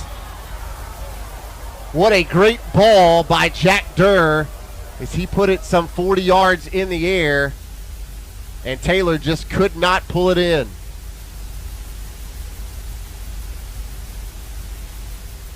Good look there from our guys high atop Ray Rogers Stadium. Germany Hayden breaking tackles. This man is running possessed. He gets it all the way down to the 37-yard line of Clinton now. That's a huge run for the Cougars on another 1st down. He is single-handedly carrying this Cougars offense right now. Hayden and company going quick. Back to number 3. bounces it outside, makes a defender miss. It takes 5, and I do mean 5 arrows to bring down Germany Hayden, but he will pick up 8 yards in the process. For those folks listening on the radio, Jeremy Hayden runs 6'1", 198 pounds, and looks every bit of it. This is a heat timeout. We're going to take it with them. 5:53 to play. 16-0 the Arrows lead. We'll be back in 30 seconds. Really only one of those so far. That came earlier in the third quarter. Jack Durr on a 50-plus yard run before throwing an interception. We need a big one here. And go all the way down. Elaborate. Able to hold on to it, and I'm going to tip my cap that time to the Warren Central defense. That time, Evan was blanketed coverage by Brown. End over end kick. It'll take a bounce. You can see right around the 46-yard line where is down, and Oak Grove takes over with under 9 minutes remaining in this one. Giving us that score, Germantown or Oak Grove now going to move to 0-2 with 2 road games. Brandon's going to have the football to start the fourth quarter at their own 20-yard line, going right to left if you're on the radio. Bulldogs in all white with the red hats. Going to hand the ball off to C. Ford. He's got a hole here. C. Ford's going to spin forward and pick up about 6 on the play. That is his 7th carry. I think it's Germany Hayden again. Started right. Now he's around the left side. One man to beat. And that DB on that far end brought him down. That was Ashton Nichols who slowed him up just enough for the Cavalry to come in. Nichols will have to check out for one play because his helmet popped off. But that was more than enough for a first down. They're inside the Muskogee Wealth Management red zone. Yeah, they've made some sort of adjustment on the offensive line. They're pulling a lot of guards more, but they're definitely doing a lot better job than they were in the first half. Left hash, guess who? Hayden again. Germany Hayden has carried this ball at least 8 times on this drive, and he has it inside the 10 now, 2nd and 1 for the Cougars. As long as you're picking up 7, 8, 9 yards of carry, they're going to keep feeding you the rock, as they should, until you figure out a way to stop it. They're in a shotgun formation, 3 receivers tight on the left side. Handoff, left side. The running back, Noah Williams, stretched for it. He's going to come up. Who's got a calf cramp as well, so the clock will stop just under 7.5 with the Hattiesburg Medical Supply West injury time. Christian Cavett on the stop. 5 minutes to play here in the third. Handoff right up the middle. They stopped his initial progress, and the Arrows standing strong on first down, forcing the Cougars to have to try again. Yeah, that's all they can do right now. You need a big-time goal line stand. You'd really like a tackle for negative. Tries to pull it out, little play action pass, and for the first time tonight. They've really done what they wanted to do running the football. Clinton's going to have to make adjustments. Hayden back in. He stood up. He tried to fall forward. Nothing doing. Jaden Jefferson and Cavett on the tackle. 3rd and goal coming up. That's 2 in a row that Clinton has gotten right off the ball and has penetrated that front line and met them in the backfield. Well, they're going to have to do it 2 in a row more times because I would bet my pinky toe that this is 2-down territory for the Northwest Rankin Cougars. Dallas Bilbrew checks in for Dallas Johnson at nose guard. And then you have head coach Hamer Morgan races down to take a timeout. We'll take it with him. 30 seconds, and we'll be back after this. As he will step out of bounds right around the 14-yard line. Carries it down to the 14-yard line of Mavericks, where it'll be first down. Folks, want to remind you to support all our sponsors you've seen on our broadcast tonight throughout the year. Because of them, you can get this broadcast free. We appreciate all of our sponsors. I'll tell you what, Bounds, as I look down to my left, he's got his compression socks on, courtesy of Hattiesburg Medical Supply. Poole, a little play fake around the left side across the 10, 5, Warrior Tire, touchdown. Chris Poole with the tutty. For the touchdown. That young man's first varsity touchdown, so. Poole. Tailgate. Maybe he's picking up something to drink and coming back. Braxton Wells, heavy pressure, was able to make the quarterback backpedal, throw it off his back foot, overshot the receiver, and basically Preston Ashley had to just play center field. Did a good job of getting up the field, getting it to the 4 or 5 yard line, hurdling the receiver there to get into the end zone for his first interception on the season. I believe, the third of his Brandon career and first for a touchdown. Point after attempt coming up. Big play there for the Bulldog defense as they try to make it a 14-7 ball game. That kick is up, and it is true into the deep portion of the Madison Central Jaguar tailgate. 10-17 to go in the ball game. Big score. The Cougars are on the board with 3:47 left to play in the third quarter. Got to credit Northwest Rankin running game there. I mean, I don't think there was a pass thrown that entire drive. And Northwest Rankin for the second time made it look easy. They're obviously going to go for two because then it could potentially be a one-score game after this. Receiver goes in motion. Phillipson looking right. He's got pressure. Now he tucks it and runs.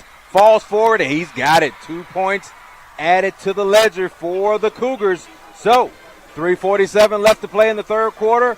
Momentum starting to shift to the visitors now.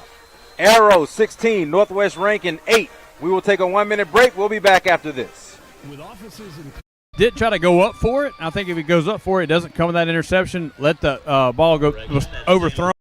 Quickly slings that out to Womack on the screen. He's got the bubble screen space. He gets across the 30-35. It's going to be Shane Tapper Shelter Insurance first down. Yeah. Catch and run for Womack. Great first start, and already I saw some, changing the game plan for MRA. MRA decided to kick that ball deep right there. Early on in the game, they were kicking it, pooching it short, but they didn't want to give Hartfield that extra field position, so they kicked it deep, made them start from their own 25, and a good first play right there, a little spot pass up to Womack. He gets it up the sideline for a first down. So now on the Shane Tapper Shelter Insurance first down, it's Katie Ketchings. Looking for space. He's pushing ahead. There wasn't much there. Number 9, Dylan Varnell, an outside linebacker for the Patriots, was right there to greet him, but Katie still was able to just use his strength and gain 3. Yeah, that was all on zero right there. All of those yards came from his second effort. We did not drive off the football very well there, but he turned that thing upfield and put some heart into it. 2nd and 7 now for Elliott and the Hawks. Womack, bottom of your screen. Drummond and Green. There we go. We'll take 5. Big Gonzo fall over there. Yeah, it helps the Pirates a little bit. Stop the clock for a second. Get a breather. Refocus. Let's try to get a big play. It'll be 1st and 5. Durr going to drop back. He's going to scramble to his left, looking downfield, still not committing to run, and he finds a wide receiver, and he's got him, and as a Renaissance Bank first down, good pitch and catch to his back, Peyton Parks, who had fought out of the backfield. Yeah, that was a huge play for Jack. Stay patient, keep his eyes downfield, didn't panic throw it, and that's where a little bit of that experience comes in, and your tape, and you just learn, and that connection with him and Peyton has been there just pretty much the best of any of our guys is to our running back. All right, well, we started real fast tonight with all sorts of touchdowns left and right. Kind of hitting a lull here as we've started halftime into the third quarter. Obviously, Brandon and Madison Central already in the fourth. Remember, the home team has won the last 4 games in this series. But right now, Brandon looks like they might be ending that streak with a 14-7 lead. Just took that lead, their first lead of the game. The Jaguars with the ball in this low-scoring contest. Germantown just trying to eat up time against Oak Grove. Oak Grove has scored touchdowns on their first 2 drives. It's 37-12. Pearl and Warren Central still at 14-0. Ocean Springs and Petal getting started up for the third quarter, 27-14. Ocean Springs has the lead, and West Point and Starkville also underway in the third quarter with West Point up 34-9 on their Golden Triangle rival. Then we have Clinton and Northwest Rankin, late adds to the show tonight. Clinton got their feed working. We can hear the beautiful pipes of my good friends Ray Coleman and Todd DeMuth. Clinton up 16-8 in the third quarter. Both of these teams are 1-0. Clinton beat Warren Central last week, where Northwest Rankin beat that Germantown team that's up big on Oak Grove right now. A hold, but with that advanced pet care penalty, certainly with the level of urgency that our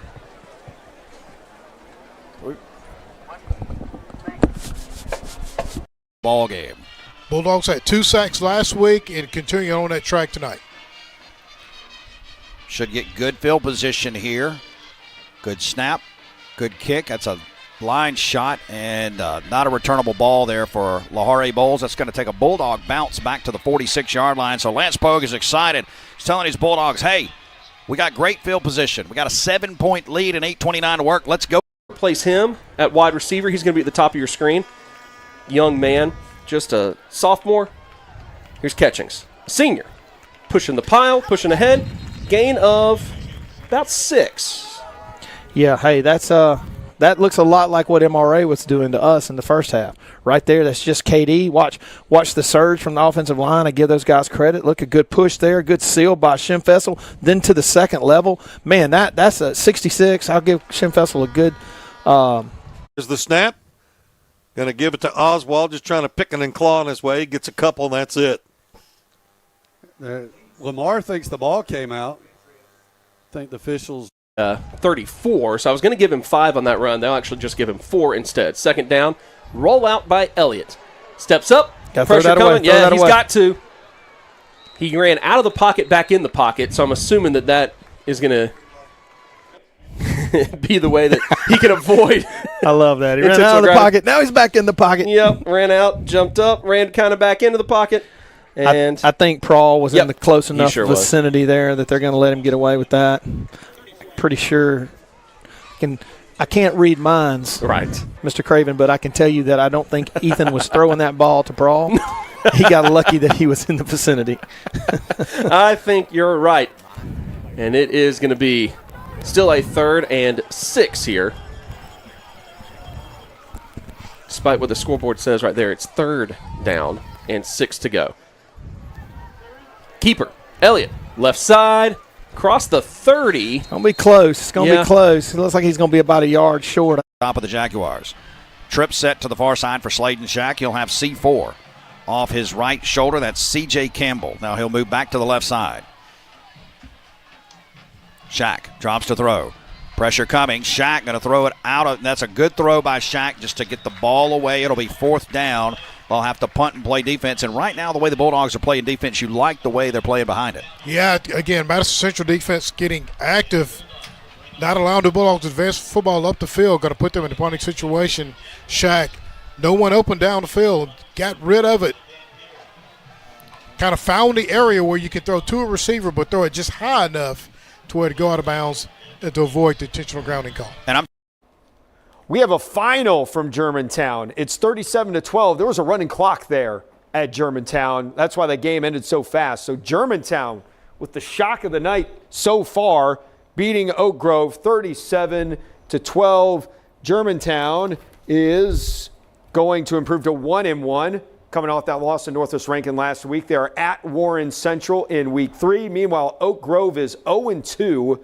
They're going to Hattiesburg next week, their first 3 games of this season on the road. Here we are now at Ocean Springs and Petal. Petal is attempting a field goal here, down 27-14. Hayden, that's their run. Snap, good hold, plenty of distance, and it is good. 8 minutes and 24 seconds to go. Bounced off of Womack instead is what the official is saying right here. So let's check on this replay, because what just happened was a little bit of chaos. The ball skies up. It's going to land. It's going to bounce. Yeah, that hits the MRA player. Yeah, Hartfield football. And Womack's cramping. Good heavens. So he's in the end zone, going to get stretched out. But that is monumental. So when I said that it goes from being a big 4th down to being a regular 4th down, I'm eating my words immediately.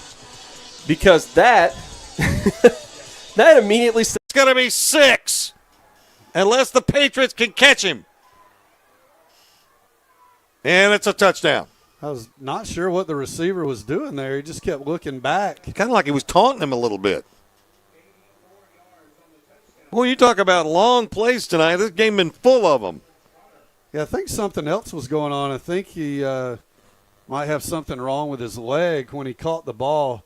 Yeah. He kind of pulled up a little bit, didn't he? I think he was feeling something in his hamstring, because he definitely is a lot faster than that. We've seen his speed throughout the ball game already tonight, and he was able to battle through the tackle and just get into the end zone. Good pass by Sullivan Reed. Yeah, it was. Here's the point after. It's up. And it's good. 42-19. Jackson Prep will be back in a moment with Lowry slips on first down. He's going to lose 4 yards on the play. The footing is really starting to become an issue. That was actually Bosky Evans on the carry, but that's a loss on the play. So the clock is ticking, but we're going in the wrong direction. It's this humidity. You have to put it on the humidity here because, now you're starting to see a little bit of dew on the ground, and with this, non-natural surface, you're going to give him the lightning tag. And that is enough yardage for another Shane Tapper Shelter Insurance first down. The first down run, McIntyre tackled immediately, no gain on the play. Trying to hurry things up, and I'll be honest with you, Jared, I don't think there's any need for the Hawks to hurry up. They were trying to catch the Patriots off guard. Didn't really work, so Hartfield this time around on 2nd and goal from the 3 will take their time. Inside the Taste Italian Kitchen. Yeah, I don't. Towning. Handoff. Right up the middle, Lowry. Lowry runs through a defender, gets back. Under 7 to go in the 3rd. Keeper, Elliott. He's got his man open in the end zone. Goes right over the head and through the hands of Logan Drummond. Incomplete. I'd run that play again. I really would. I'd run that play again and see if. For the second time tonight, keeps it on a 3rd and short, a QB keeper up the middle, and we forget the quarterback. He broke 2 tackles,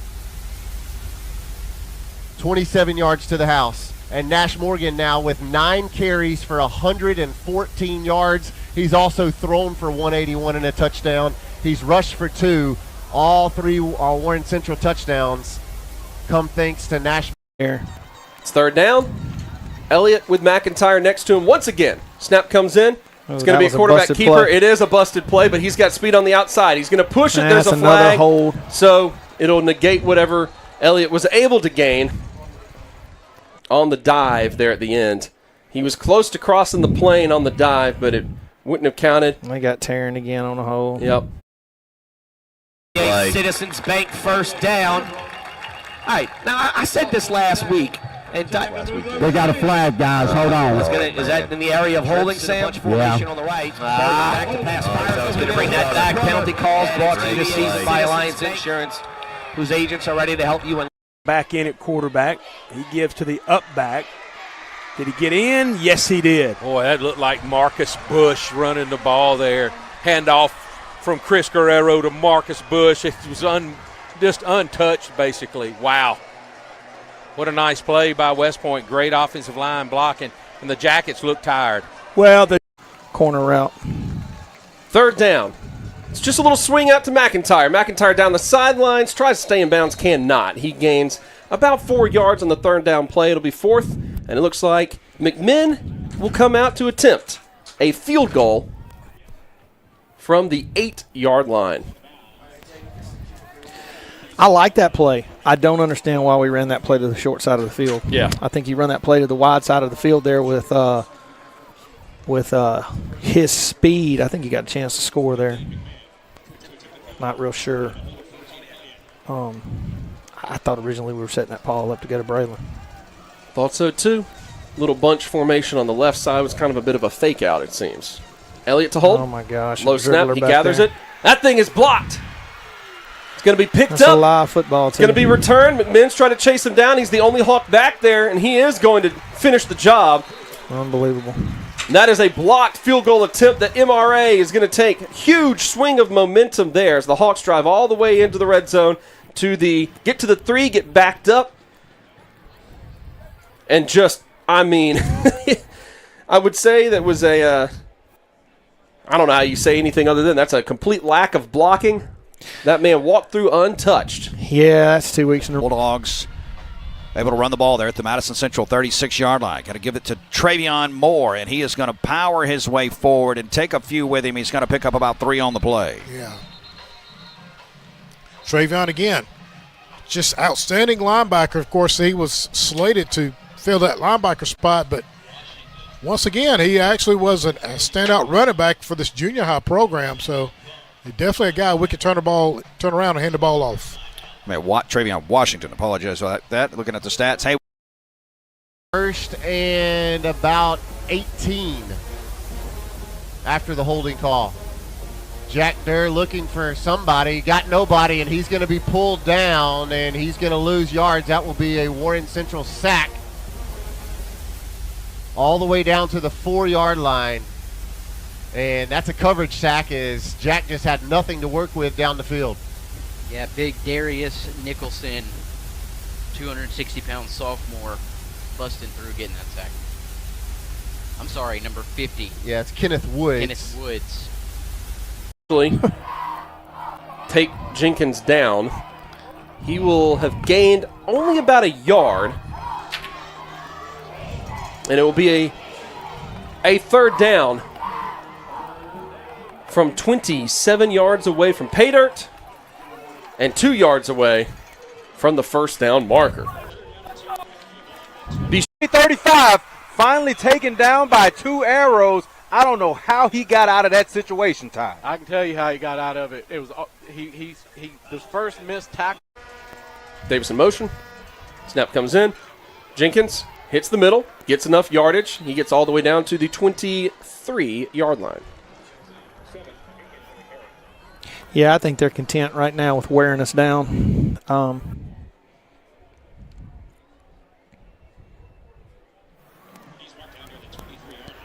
It's going to be first down. Let's see. I think they'll try. Williams and Cameron Cornelius with the big play here in the fourth quarter. Cornelius, right place, right time. Really good execution other than the number 0, Williams, catching the ball. Hit him right in the hands. He struggled tonight. A couple drop balls. Got the 24. Okay. He starts moving full speed immediately when he gets the ball. He goes up, he hits the pile. He's met by Womack, L.J. Davis, Peyton Trigg.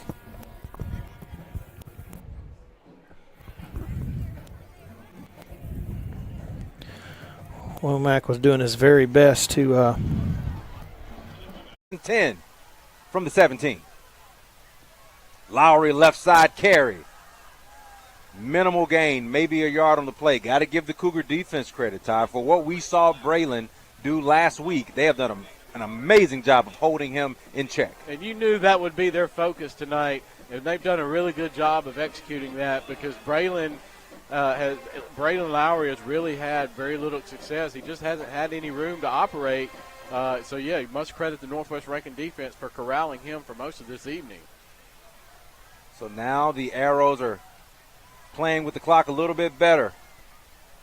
They'll hand it off again on second down. Lowry trying to get through the first wave. He will not. He will get a yard and a half and nothing more. Third down and long coming up. You wonder if they're going to consider. That's part of it. And don't punish a kid for getting a good read on the quarterback's eyes and making a break on the play and beating the receiver to the spot and the receiver running into him, and then you're going to penalize the guy for making a heck of a play. First and 10, Petal at the Ocean Springs 43-yard line.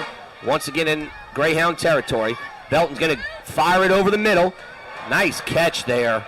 In traffic. That was really solid hands there by number 19, Josh Crawford. The first time we've called his name tonight. He also is a sophomore. Guys, we've got people there. It's just good positioning of the ball. Yeah, you can't run through anybody and make a tackle. Well, he's starting to be able to have some pocket awareness and hand off right side. Once again, they have some success to Chavez. Going to run far near side, and Slayton Shack's going to have an alley. Shack inside the 10, and Shack is going to be pushed out of bounds around the 5-yard line. That's a pickup of 12 from QB1 and a first down. And listen, we just talked about how strong he is. C.J. Campbell on the block on the defensive end is twice. Toss, jet sweep, big time hit on the left side. Again, Sam, there is no room to run on the right side of the Ocean Springs defensive front. You know, it's one of those things I think 6. you have So to those do are it just the to linemen keep there. them So honest. two of the big boys, But, Gonzalez and Williams. I Here it wish is, they fourth would do down. it more, Okay. but I think that Gets coach the ball. on the other side of the He's field going is to too push smart through the to do that. pile. I think that's just to and set that it is up going to give be more options, go back to just shy of the 10-yard line and another first down for MRA. pretty much like they drew it up. So they're going to go back in their regular set with Stockett and Jenkins in the backfield.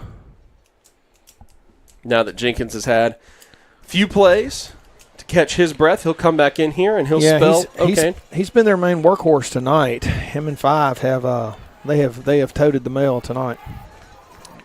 Here it is. Stock it to Jenkins. Jenkins slides past one Hawk. He gets within the 10 down to about the 7-yard line, it looks like, before he's run out of bounds. Jared, what do you think of this thing that MRA is doing here where the line gets set and then they all move around the center to take a different position? Yeah, I think that, is number 24 of who we do not have a name connected to on any of the rosters that I have for Warren Central. But yet another guy and yet another touchdown. Yeah, unfortunately we can't give him his credit, but congratulations to number 24. 8 yards out goes the run for the third-string tailback for Warren Central, and it is all Vikings. 20. Slayton Shack going to give it to Washington. Washington left side, and he is going to be hit. He picks up a yard on the play. It'll be 4th down and about 3.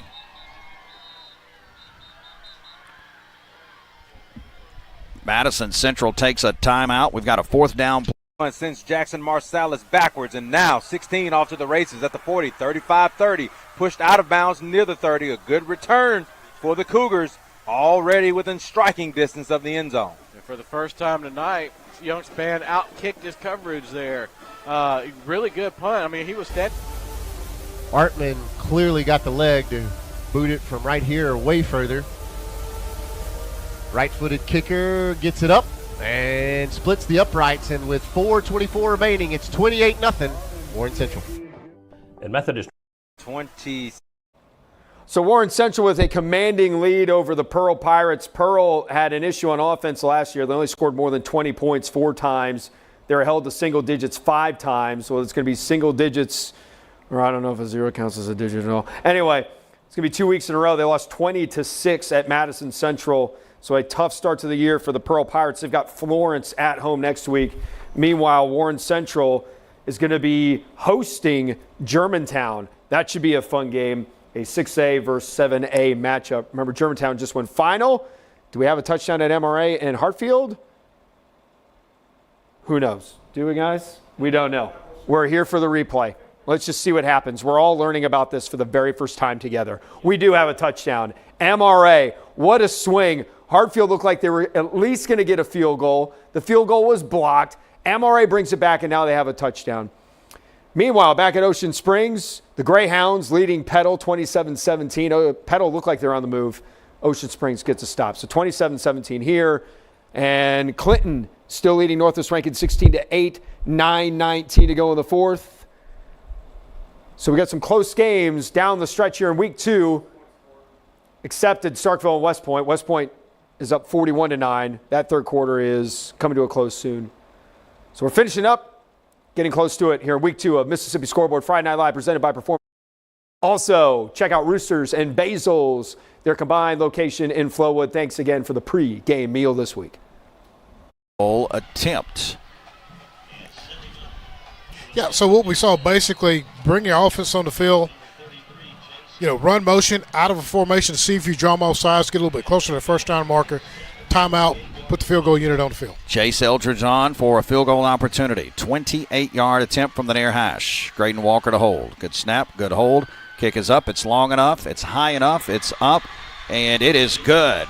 Bulldogs extend a lead now 17-7 with 1:41 to go in the ball game. We're going to take a 30-second timeout. Bulldogs can taste it at Jaguar Field. As little as a singular touchdown may do here so late in the fourth quarter, I think honestly we need to put it in the end zone this drive. Jack Durr hurdling defenders, and the senior quarterback running well. Bouncing back off of missing his junior year on that torn ACL. He's going to run across the Warren Central 41-yard line. A pickup of 12 for Jack. Yeah, another great run by Jack, but what I was saying was we need to get a touchdown just for some confidence going into the rest of the season. 14 carries for 132 yards for Jack Durr. His ground game tonight has been a plus. Peyton Parks, 12 for 71, and he gets another one of those right there, fighting forward across the 45.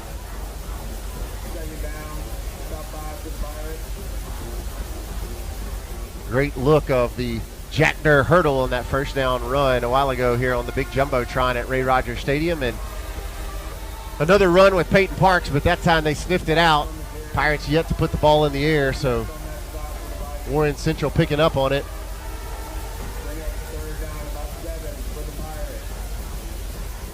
Derek Alexander going to check in as the clock now under 3 minutes remaining.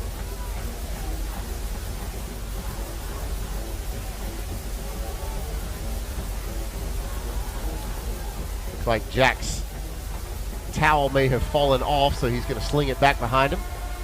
A Trinity Transportation 3rd and 7. Durr going to put it in the air, looks to, and he's going to find Evan Williams. He's going to be really close.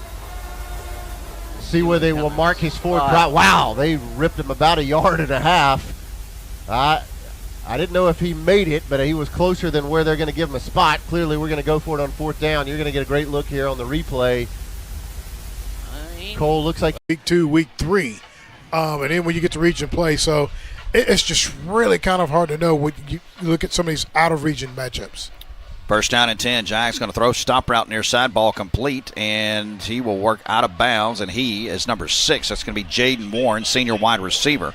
It's going to be a pickup of 10 and a first down. It's only the 4th first down of the night for the Jags. Offensively, the Bulldogs have really made it hard for the Jaguars. We hit 132 in the ball game. Ball's at the 30-yard line. Play action. Looking. And we got a whistle on the play. Let's see. Chris, what we got down there? Not exactly. The fact that saying he just like to get it close. Ethan Campbell, the kicker. Good snap, good hold. Kick, hook, and left. Good. 3 more points on the board for the Cougars. 11 unanswered for the visitors. 8:25 left to play. Allows Peyton to get off a high kick that checks up, unfortunately, and will be downed at the 34-yard line.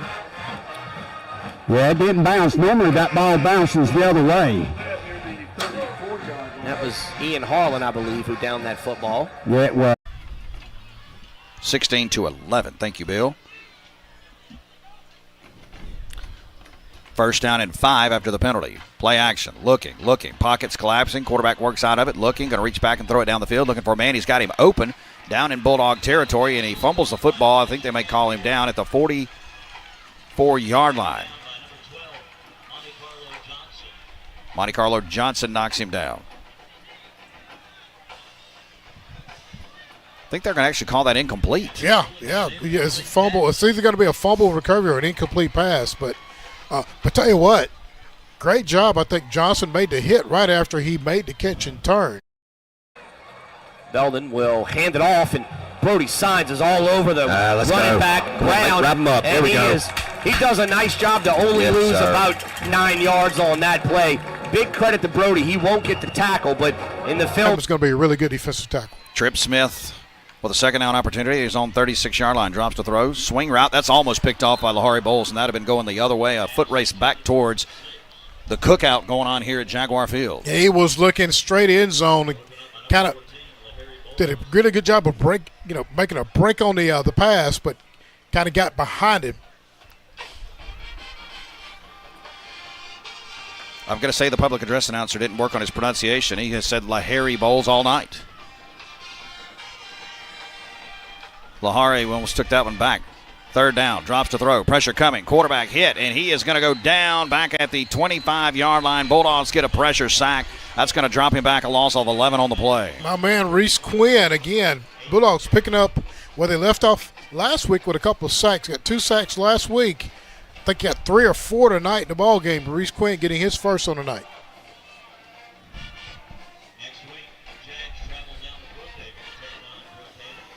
Jags will go to Brookhaven next week. That's going to be a tough ball game for them. It really is. And look, I got a text from a good friend of mine down in Brookhaven that they were up 42-0 at halftime. Looking to throw. Moves near side. Going to throw a crossing route. And that ball's going to be caught, but off his feet quickly as we hit 31 seconds to go. And that's emptying this side of the field here as Jaguar fans are headed to the cars. headed to the parking lot. Bulldogs, 25 seconds from getting their first win of this 2025 campaign. A Lance Pogue win as well. As a matter of fact, they're going to let that run 25 seconds, I believe, as the players are. Yeah, the players are kind of edging the sidelines, getting ready for the congratulatory handshake, but the clock has stopped at 25. Yeah, change of possession there, so they had to stop the clock. It actually took about 17 seconds off before they stopped the clock. Yeah. So I think that you got your seconds back there, Purvey. Appreciate that. And I didn't really realize it was fourth down. I was kind of paying attention to a couple of other things, but good job of this Bulldog defense. Bulldogs going to set up in that victory formation with Slade and Shack. And the Dogs take a knee, and they have come to Madison. It looks like Brandon is going to finish off Madison Central by the count of 17-7. They were down. The Bulldogs were 7-0 at halftime. They come back to win 17-7, ending a 4-game streak of the home team winning in this series. Interestingly enough, the series in general is now tied at 12 apiece. Each team has won 12 games in that series between Madison Central and Brandon. The Bulldogs avoid falling to 0-2 for the second year in a row. Meanwhile, Madison Central is going to fall to 1-1. The Jaguars, Madison Central will be at Brookhaven next week. Meanwhile, Brandon will be hosting Clinton, who is holding on right now to its lead with 7 minutes to go against Northwest Rankin. They're in Clinton right now. The Arrows have led all of the game, the entire game. Now they're just trying to hold off the Cougars. Both teams trying to get to 2-0 on the season. The lights are flashing at Starkville and West Point. West Point just scored again. So our game of the week last week between Starkville and Oak Grove, both of those teams just laying gigantic eggs tonight. Starkville can't get anything going as West Point has run all over them. And then Germantown ran Oak Grove out of Madison County with a 37-12 win earlier tonight. So here's Clinton and Northwest Rankin, 6:54 to go. The Arrows trying to hold off the Cougars. Downfield, well covered by the Clinton Arrow defense. In fact, Dillon kind of gave up on his route when he realized that Phillipson was going to slide out of the pocket. And pretty good athletic ability by Phillipson to gain some positive yardage on that play and stop the clock by going out of bounds. Trips left for the Cougars here on second down, 2nd and 6. They'll go to Germany. Germany bounces it out left side, lowers his shoulder, picks up the first down. Knocked down at the 39-yard line, 1st and 10 Cougars. Yeah, Germany Hayden. Germany, by the way, spelled with a J. Yeah. Germany Hayden got his legs back under him. He's dealt with some cramp issues himself tonight, but when he's upright, he's looked fantastic for the Northwest Rankin Cougars. Same formation. Phillipson sacked. The ball is on the ground. An Arrow dives in, and I believe we got it, Todd. Yeah, there's a flag that came in right behind us, so let's see what goes. But, yes, if this stands, then Clinton is going to make a huge defensive stand here with an unfortunate turnover by Northwest Rankin. The snap went right into the hands of the quarterback, but it lost it as he was starting to drop back, and he was sacked immediately, and it forced a fumble. So it wasn't a flag I saw. Which I saw being tossed was a bean bag. Yeah. I don't know if a lot of folks don't know that referees also carry a bean bag in their waistband for things like that. When a ball changes possession or to mark a spot, they'll throw that thing on the ground towards where that transaction took place. Looks like the turnover is going to stay. Going to get a chance to run this one back, I think. Yep, looks that way. This is Drummond number 1. Cuts up the field. It's going to be grabbed and taken down. Patriots going to say that he came up with the ball, but Drummond was on. Hold by Peyton Williams. It's blocked. And it is no good. Guys, we kind of rushed that. Which 5 minutes, honestly.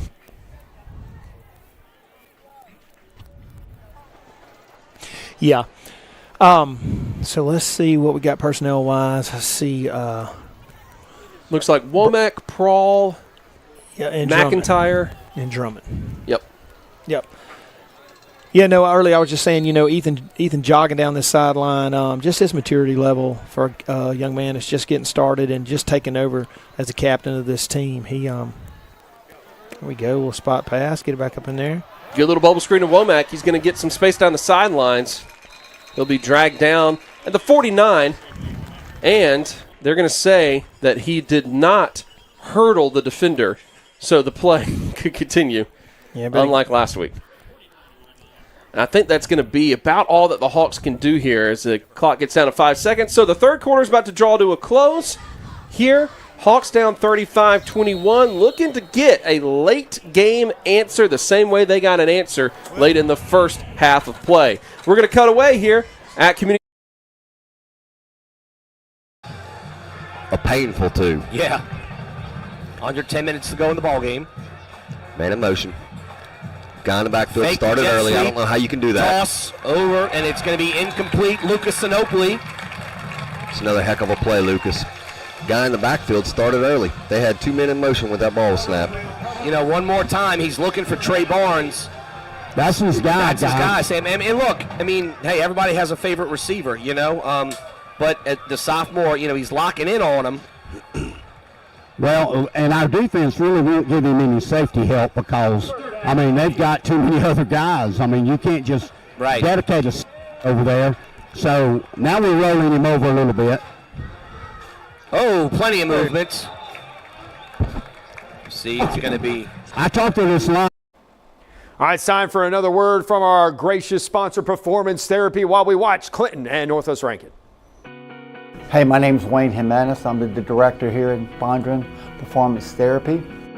We service the Northeast Jackson area as well as some local colleges and high schools. We provide outpatient orthopedic services for our patients. We see a variety of folks ranging from athletic injuries to total knee replacements. And basically, we take care of anybody that walks through our door. So we would love to have you come over and pay us a visit, and if we can help you get over your aches and pains, we'll be happy to help you. You can contact us at our Fondren office, or you can feel free to reach out to any of our 14 locations in the central Mississippi area. Remember, Performance Therapy, comprehensive care, hands-on treatment, and proven results.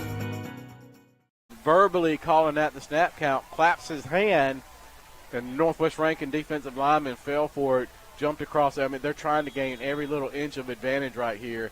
Leapt just a moment too soon, and now you're going to start with 1st and 5, and another great opportunity to get another first down and keep this clock running, 5:09 and ticking. 2 receivers, 2 running backs in this shotgun formation. Now we switch to the pistol. Braylon Lowry, the lead back. Caden Abbott on the left side of Jaden Jones. They let the clock wind down. Play clock under 10 now. High snap taken in. Lowry lowering his shoulder. Lowry still pushing, fighting for that first down marker. He got it by a yard. Another pediatric dentistry first down. This is going to be music to the ears of the Clinton Arrow faithful right here. And it couldn't have come, you know, where they have struggled all night long. Now when the game is on the line, they have reached down deep and found something. And Braylon's running with as much effort as I've seen him run with all night tonight. He just looks fantastic here, particularly on this particular drive, as the clock continues to run with just under 4.5 minutes left to go in the game. And so time is of the essence, but in our case, we wanted to burn. 4:20 left to play here in the fourth quarter. Arrows leading Northwest Rankin 16-11.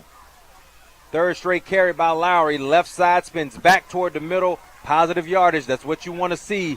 4, maybe 5 yards. They'll say a gain of 4 on the play. Second down coming up. I think nobody's back deep right now. I guess they were playing for the punt. I mean, not punt, the fake. And it's going to cost take us. A big pedal roll. That's going to get inside the 10-yard line, fellas. Incredible. Jeff, that's in the penalty box. See how that ball bounced and went the other way? Yeah. I mean, ours hadn't done that tonight. No. Every one of ours has bounced back the other way. All right, got a couple of finals on the Lemon Moeller Insurance scoreboard. Just down Highway 90 in Gaucher, the D'Iberville Warriors beat Gaucher. Clock under 5 now. Handoff to Lowry, right side. Almost lost his footing. Still on his feet. Dragging a defender inside the 15. Another first down for the Clinton Arrows. You can't say enough about the effort of young Lowry right there. Was really hung up with about 2 yards left to go to get the first down and somehow maintain the energy to keep that effort going, keep those feet moving, and it paid off. Now Clinton is the team that looks like it's gained momentum back, especially on offense. And, again, nothing special, just doing what they've done, you know, so far this year. Berglund in the shotgun. He will hand it off to Solomon Baggett, and he's wrapped up immediately in the backfield. The big defensive line. Lead by 5. 1st and 10 from the 14. Lowry stopped in the backfield. Fights to get back to the line of scrimmage. He'll lose a yard on the play. Well, you're in such good field position now. You're certainly within field goal range that you're okay with that. I mean, he lost about a yard and a half. Now, how conservative are you with your play calling this deep in the end zone, or this deep in your own territory? Ball's going to be spotted. 2nd and 12 at our 5. Berglund looks left, fires that way. Catch is made by Whitehead. He loses the football. They tried the wide receiver screen that was successful earlier in the game, but Thurman Thomas, man, he reminds me of him so much. Old Thurman. Receiver goes in motion right to left of this formation. Handoff again to Lowry, right side. But again, the Cougars are selling out now. They understand it's 34 or bust. And so it's no gain on the play, and this is where the Cougars take that timeout, Todd. We'll stay here for this one. Yeah, talk about that. That's a great analogy to comparing to Thurman Thomas. No real flash to Thurman Thomas's game for those of you that remember watching him. A great running back out of Oklahoma State and the Buffalo Bills. That's as good an. Right side. He's going to keep it, charge up the field. He's got some space. He's across the 15. First down. He's got a Citizens Bank first down. That's huge. That's huge. That's big. Chain mover, clock ticker, big time run right there.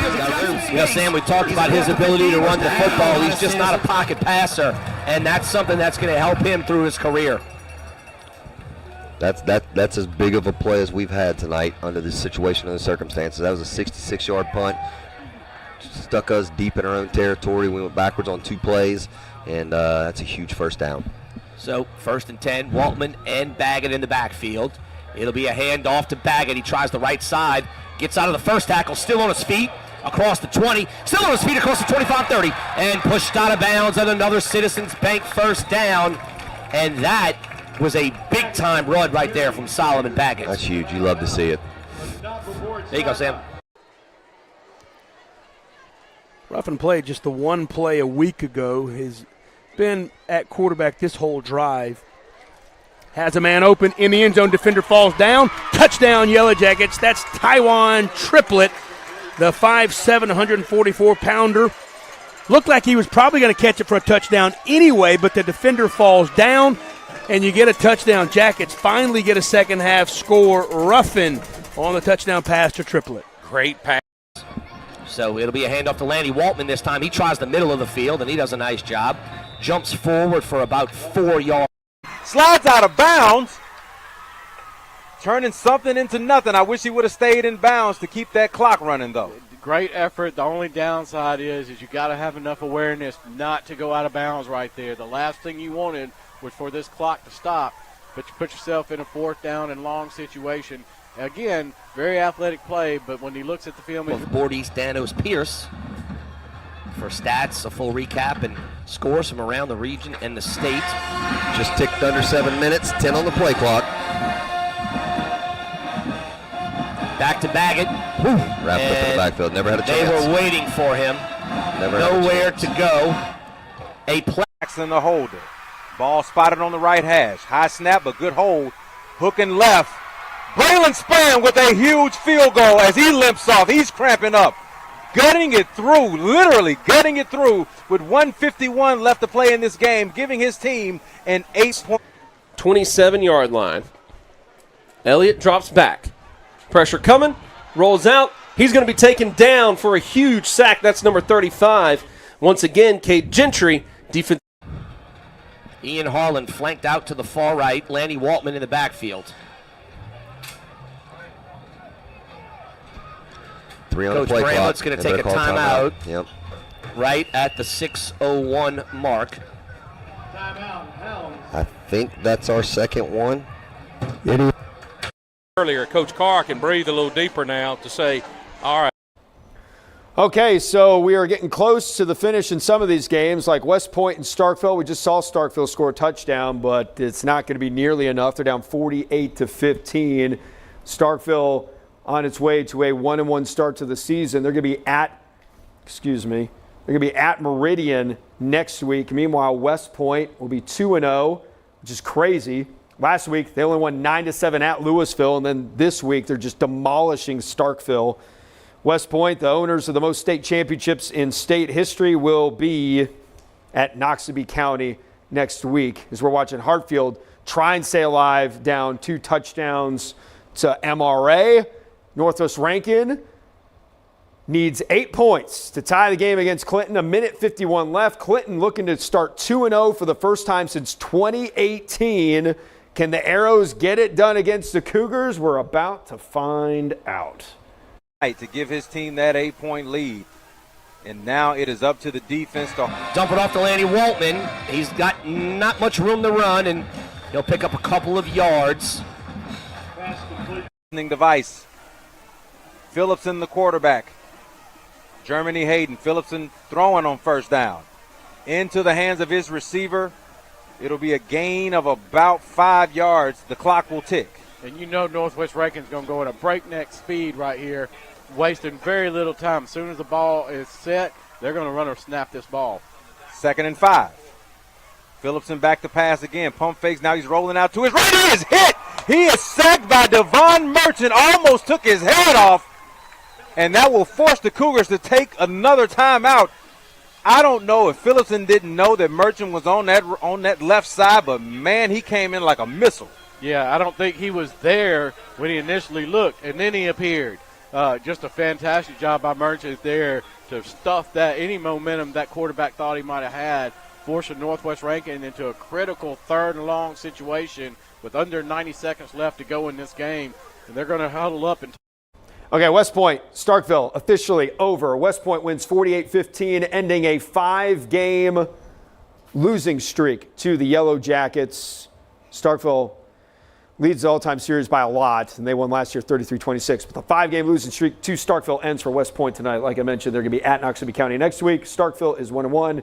They will be at Meridian. Back to the action. It is 4th down and 6, maybe 7 for Ocean Springs with the football. 3 safeties deep for the Clinton Arrows. 1:23 left to play. Joseph Phillipson, the quarterback. Going quick bubble screen over here. The Germany Hayden caught from behind by Dallas Johnson. He does not get the first down. He's about 5 yards shy, so that clock will tick. Yeah, I think Northwest Rankin has burned through their timeouts now. So, yeah, the clock is not their friend at the moment. 4th down. This could be the decisive play. Handoff to Germany. Germany Hayden gets the first down. He'll be pulled down at the 35-yard line. The chains will reset, forcing the clock to stop. 59 seconds left in the game. The clock will start right back up again as soon as they set the ball. Clock is moving. 4 receivers, 3 by 1. Phillipson looking right, got plenty of time, rolling out to his right now, throwing on the run.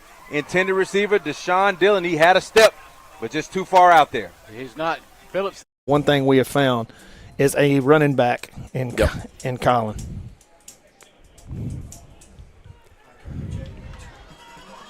Now it is 2 yards away from pay dirt, and we are very familiar with the fact that this means nothing until you're. This is where the defensive line has to get. Oh, my And that is Lord. going to be another. 3 receivers are going to be bunched here on the left side. Deshaun Dillon, the long receiver on the right. Phillipson takes the snap. Short drop. Sacked again by Merchant. He fumbles. He fumbles and the Arrows recover. That might put the nail in the coffin right there. What Merchant here, especially in the last quarter, has been a one-man wrecking crew for this Clinton Arrow defense. It's single-handedly changing the tone of this game, and that might do it for the Clinton Arrows. And what you can say is that both. Elliott looking right. There he is. Pressure coming. Rolls out to the right. He's got some space. He's still looking. He's going to run. He's going to be knocked out right at the goal line. They're going to say out at the 2. They're going to mark him at the 2. I thought he's a little bit closer, but I have a terrible angle on that end zone. So my vantage point is not very strong. So Elliott's run basically turned it into a bootleg by himself. Yeah, I think Ethan is a little dinged up on that play right there. Yeah, it could be from exhaustion, but I think they were. That was a pretty big hit too. There is one MRA player getting stretched out there, and I think we got enough of a stoppage here where we can take. Well, how about the Clinton Arrows? Their head coach leaves for Starkville. The quarterback and a bunch of players go to JA. Everybody's leaving Clinton, but the Arrows are 2-0. They say, we don't need nobody. We got ourselves. We got everybody who's left. And now the Arrows are 2-0 for the first time since 2018.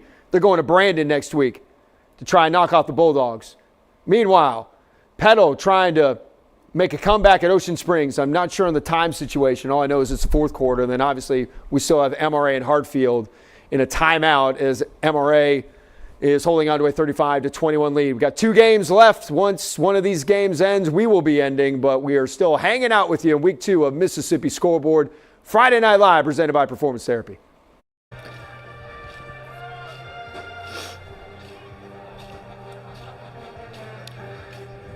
Second down, 10.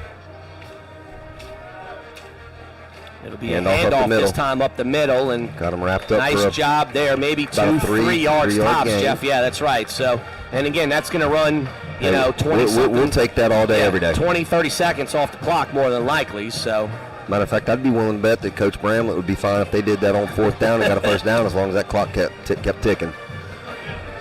3rd down and 7, 4:25 to go. Looking left is Belton. He's going to fire it. It kind of came out of his hands weird. Catch is made on left side. Great tackle. Open field. Lucas Sinopoli one more time. Guys, Brody Signs, excuse me.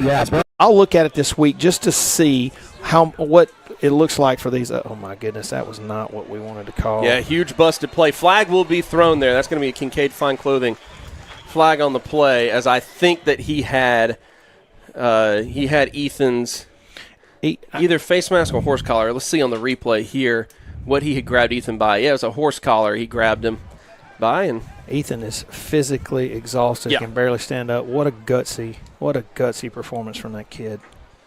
This is where coaches have got to do Ethan a favor. Got to get him off the field here. Call something that's going to help him out. I think they're going to the belly package, yeah. Okay, so they're getting him off. He's got to come off. What a warrior. Yep. Can't say enough about Ethan Elliott. If the Hawks have had a chance in this ball game at all tonight, it has really largely been on because his of him. It has. What a warrior. So he's going to be able to catch a bit of a breather as the heavy package is back in there. So I guess they didn't call a penalty there because it's still 3rd down and they didn't mark anything on it. So never mind on that flag. I'm going to swap around. That was just for decoration. Womack goes out in motion. Snap. Get up in there, dig. He's pushing forward, but he gets nowhere. It's going to be maybe a gain, probably just back to the line of scrimmage for Tonka Green. There's been one kid that's busted up through there.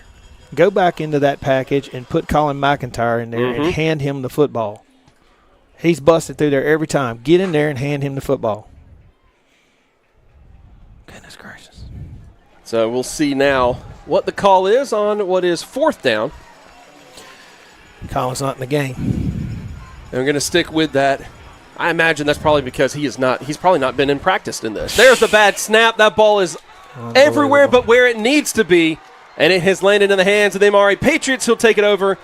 And I tell you what, the Taste Italian Kitchen red zone has been a cursed zone for the Hawks so far tonight. They cannot finish these drives. Something has gone wrong every single time. That's kind of been the story of the ballgame. And that will be not just a turnover on downs, that's just a flat-out turnover. And the Patriots will take over at about the 6-yard line. 6:52 to go here at Community Bank Field. And it has, for what was a thrilling, exciting first half, Jarrett Myers, it has turned into an abject disaster for the Hartfield Hawks. After much discussion, we're going to let the flag stand.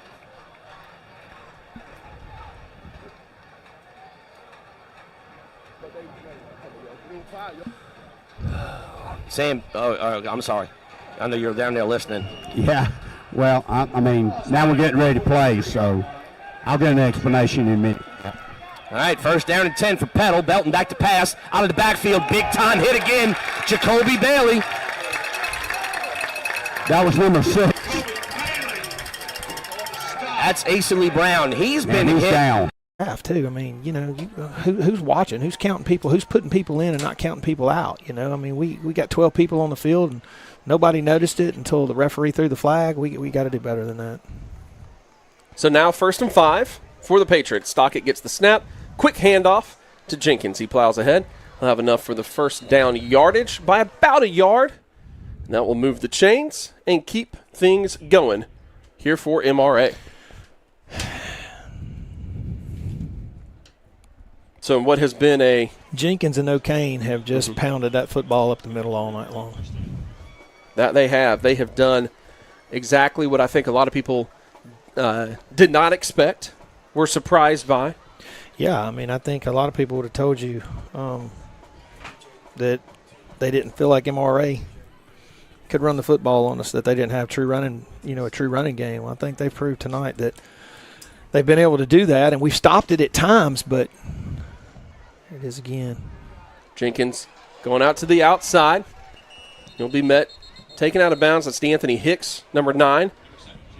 The cornerback coming in there to try to shut down the run, and it's one of those things that you never really want to see. Hey, good job by D'Anthony getting out of that block there by Adams. Yeah, but that was good to get off there. Something you really rarely ever want to see in run defense is your cornerback having to make the tackle.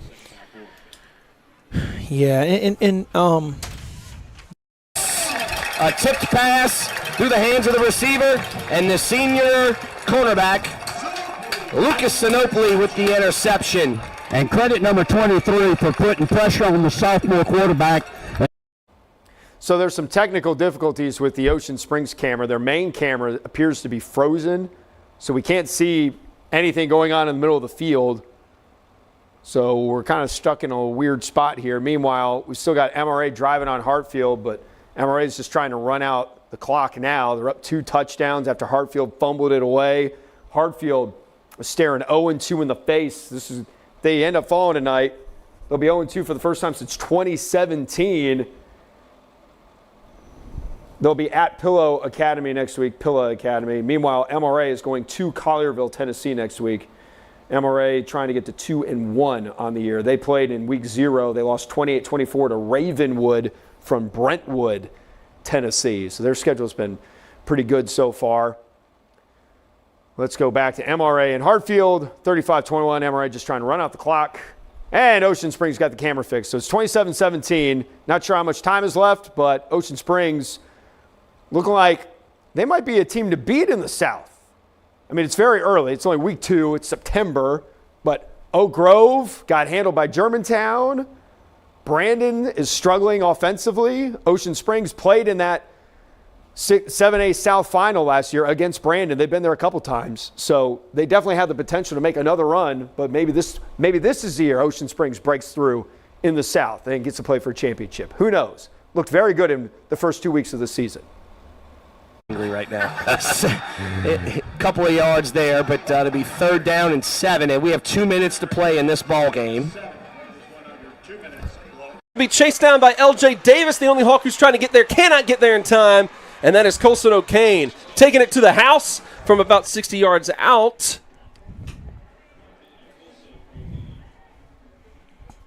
And Colson O'Kane, look at that. Put on the speed, gets past the entire defense. And that has been the story of things. Hartfield defense, run defense, defensive line, linebackers, just not up to the task tonight, and MRA has made the Hawks pay for it. Yeah. I mean, I think we saw last week that we've got a ways to go there on the run game and just the physicality aspect of that. And, what you're going to see here is you're going to see people watching and seeing this on film. So you're going to see a lot more of that this year. Exactly. 42-21 the score. We'll take a quick break, come back. And the ability to look, we scored 27 points. We've had 27 points for quite some. I think the whole second half. So, but we haven't needed to score any points. Yep, we talked about it. We played this region in playoffs. That's right. And if I'm Coach Boyles, I'm saying, guys, 2 fumbles and we're winning 17-13. Right. If we don't have those, we can play with this team. So just keep that in mind. you know, it works both ways. Oh, yeah. Lanny Waltman. Oh, it's a keeper. He's wrapped up, though. Maybe back to the line of scrimmage. Looks like they're going to give him about a foot. But the good news is that it gives us a film and gives us a better understanding of our defense, because this has been a war, and they've played the majority of this game. I don't know what the time of possession is, but it's got to be on Petal's favor. Well, clock's ticking. Looks like we'll probably snap this with under 40 seconds to play in the game. So, barring a miracle that I don't think would even be possible in your wildest dreams. Snap back to Peyton. Great. That's his best punt of the night. Great punt. Hang time, pushes him back. Phenomenal punt.